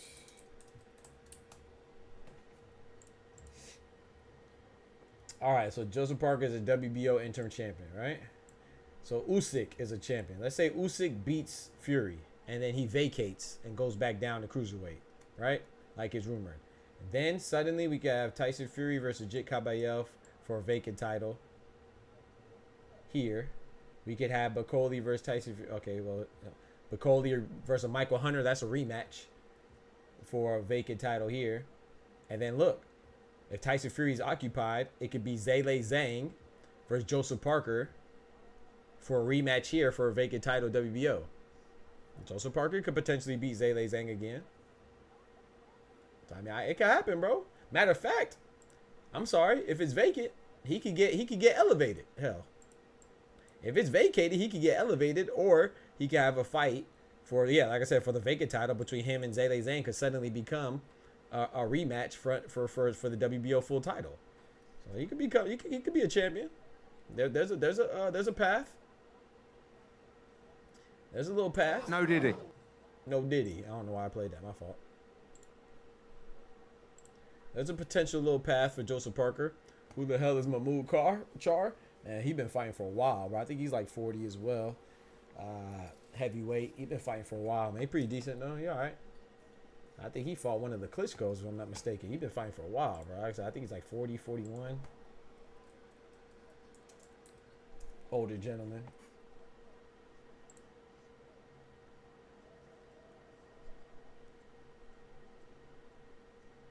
I believe he fought like, I think he fought like one of the Klitschko's, maybe both, I don't know.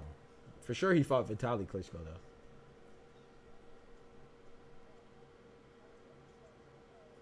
Oh, wee. Big 3. 43 to 39, man. Minnesota's up by 4.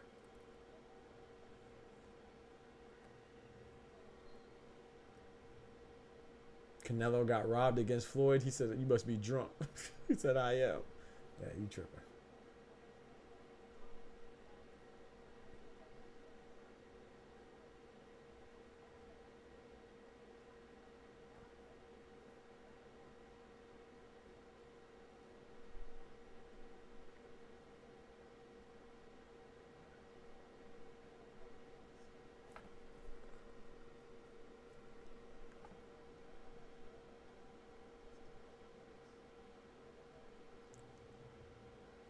But I will say this though, I think the heavyweight division is still interesting, even outside of Fury and Usyk. You know, I think Dubois. I really like Dubois. Oh my goodness, big 3. She got a nice little bounce for that 3 ball. But I got Dubois. You know, it's very interesting though. You got Dubois, Bakoli, Zhang, Joseph Parker, Fury, Usyk, Jit Kabayel, Guido Vianello, F.A. Ajagba. Can't forget about F.A. Ajagba, the Nigerian Badman. You know what I'm saying? Big up Nigeria. My Nigerian brethren and my Nigerian brethren and sistren. Me blood clot. So we actually have two heavyweights from African countries, man, representing in the contender realm of the heavyweight division, man. We got Martin Bakoli representing the Democratic Republic of Congo, formerly known as Zaire. We got F.A. Ajagba, Nigeria, man. You know what I'm talking about?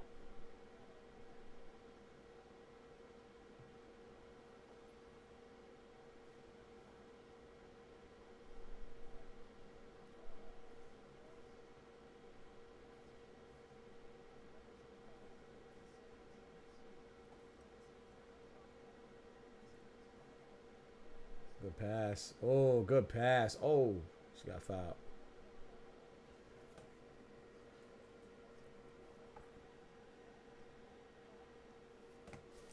The heavyweight division, interesting, man. The featherweight division is interesting too. I really hope they make this Nick Ball versus Stephen Fulton fight. Excuse me. Stephen Fulton being the mandatory for Nick Ball in the featherweight division. That's an interesting fight, man. I don't know who wins that. I could definitely see a path to victory for both. I could see Nick Ball making it rough, like he usually does, and roughing up Fulton.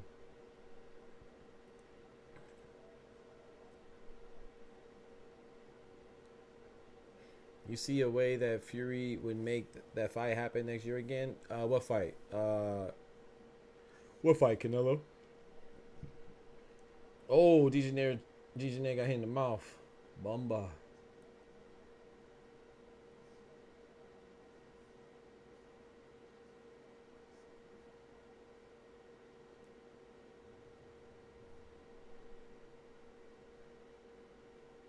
Big shoulder. And Future College said, man, she too little to be down there, man. She too little to be down there, man. What she doing down there, man? Future College, both. Yo, she shouldered the heck out of her. So what she doing down there, man? She too little, man. I mean, that he pulls out. Oh. He better not, bro. That'd be crazy. If he pulls out the fight, that'd be wild. You can't put it past uh-oh. There you go. What they say, Rasheed Wallace say the ball don't lie. The Connecticut Sun got the ball, and then they threw a turnover immediately.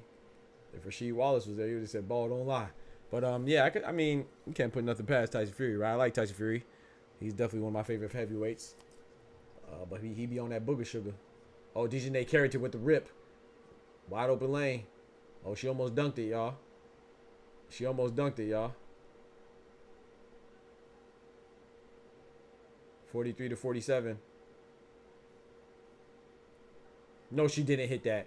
No, she didn't hit that. No, she didn't hit. Nah, I think it was still in her hands, chat. Let's see. That was good defense from DJ too. Oh, nah, she got it off. Oh yeah, that's a dagger. That hurts. That hurts. That hurts.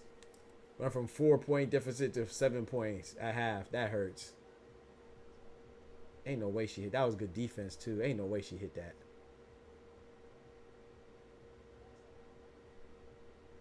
Out there looking like Lil Mozzie. Or was it Lil Mosey? What's the dude that sings at Blueberry Fago? One bad, since you do what I say so. 2 big hunters and I put 2 bad is in the big Draco. You look like that little dude. Fury should be in Riyadh once the winter starts.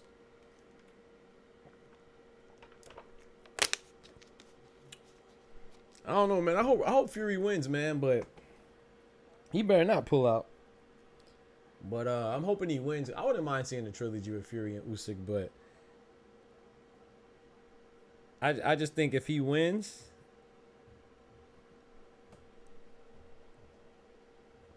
well, I mean, I don't know. I mean, if he loses, it's still interesting. I was gonna say I think it's a little more intriguing if Fury wins and potentially get a rematch.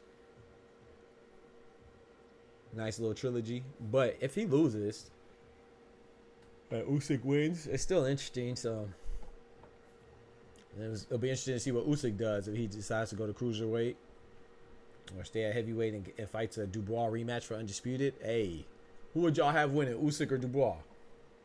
In a rematch for undisputed. Boy, that's a good fight, boy. That's a good fight. The same dude said he woke up like the man ruining the XXL. Wait, what happened?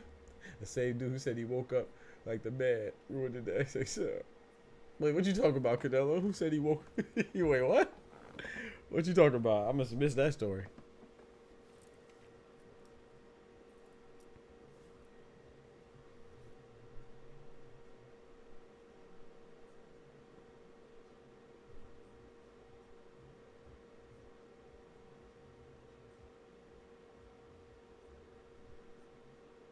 What kind of commercial is that?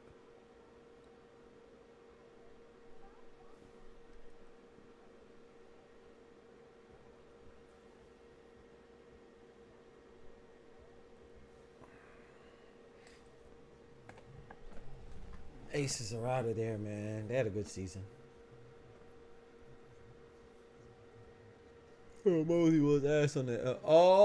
The same dude said he woke up like the man, ruining the. Oh, okay. Lil Mosey on the XXL magazine. Okay, yeah. For the rappers. Yeah, I know what you're talking about now. Okay, I thought you were talking about boxing. My fault. Decent run last year with the means. Yeah, I know what you're talking about. My fault.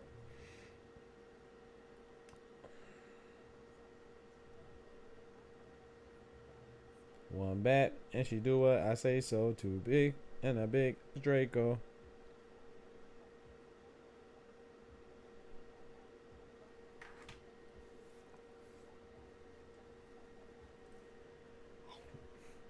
I'm tired, boy. I'll be tired, boy.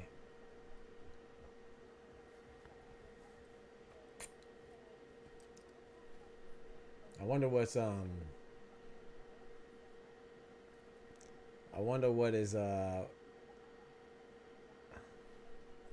Inoue is gonna do. I won't be surprised if Inoue doesn't go to featherweight. I wouldn't be mad at him either. Like, a lot of people want to go to featherweight, but I don't think he really has to. Like, I think if he's comfortable at 122, there's a lot of fights that I like to see at 122 with Inoue. Hell, I like to see a fight with him at a guy at 118, Junto Nakatani. I wouldn't mind seeing Inoue versus Elijah Pierce at 122. Definitely, I would love to see Inoue versus MJ Akhmadaliev at 122. I wouldn't mind seeing Inoue versus John Rio Casimiro at 122. You know, 118 for sure. I wouldn't mind seeing him and Junto Nakatani. I would love seeing that fight. So I don't think he has to go to 126, but some people do. They feel like you always have to move up. It's like even Bivol. If Bivol wins, I wouldn't mind him staying at light heavyweight and just fighting Joshua Boatzy, Anthony Yarde, David Morrell, David Benavidez. Or even Beterbiev. If Beterbiev stays, I think Beterbiev will move up to cruiserweight because he's the one that's been talking about it. If he beats Bivol, unless they have a close fight and they have a rematch, I could see Beterbiev going up to cruiserweight and trying to fight Jai Apataya if Jai Apataya beats Jack Massey. But I could also see him staying at light heavyweight and fighting guys like Beterbiev and Dave Morrell as well, or Joshua Boatzy as well. So I think sometimes we just get so infatuated with transcending divisions. It's like look, like B-Hop is in the Hall of Fame and Triple G's in the Hall of Fame for their runs and their campaigns at middleweight, right? Better B-Hop had like 20 consecutive successful defenses at middleweight, you know, and then Triple G had like 22.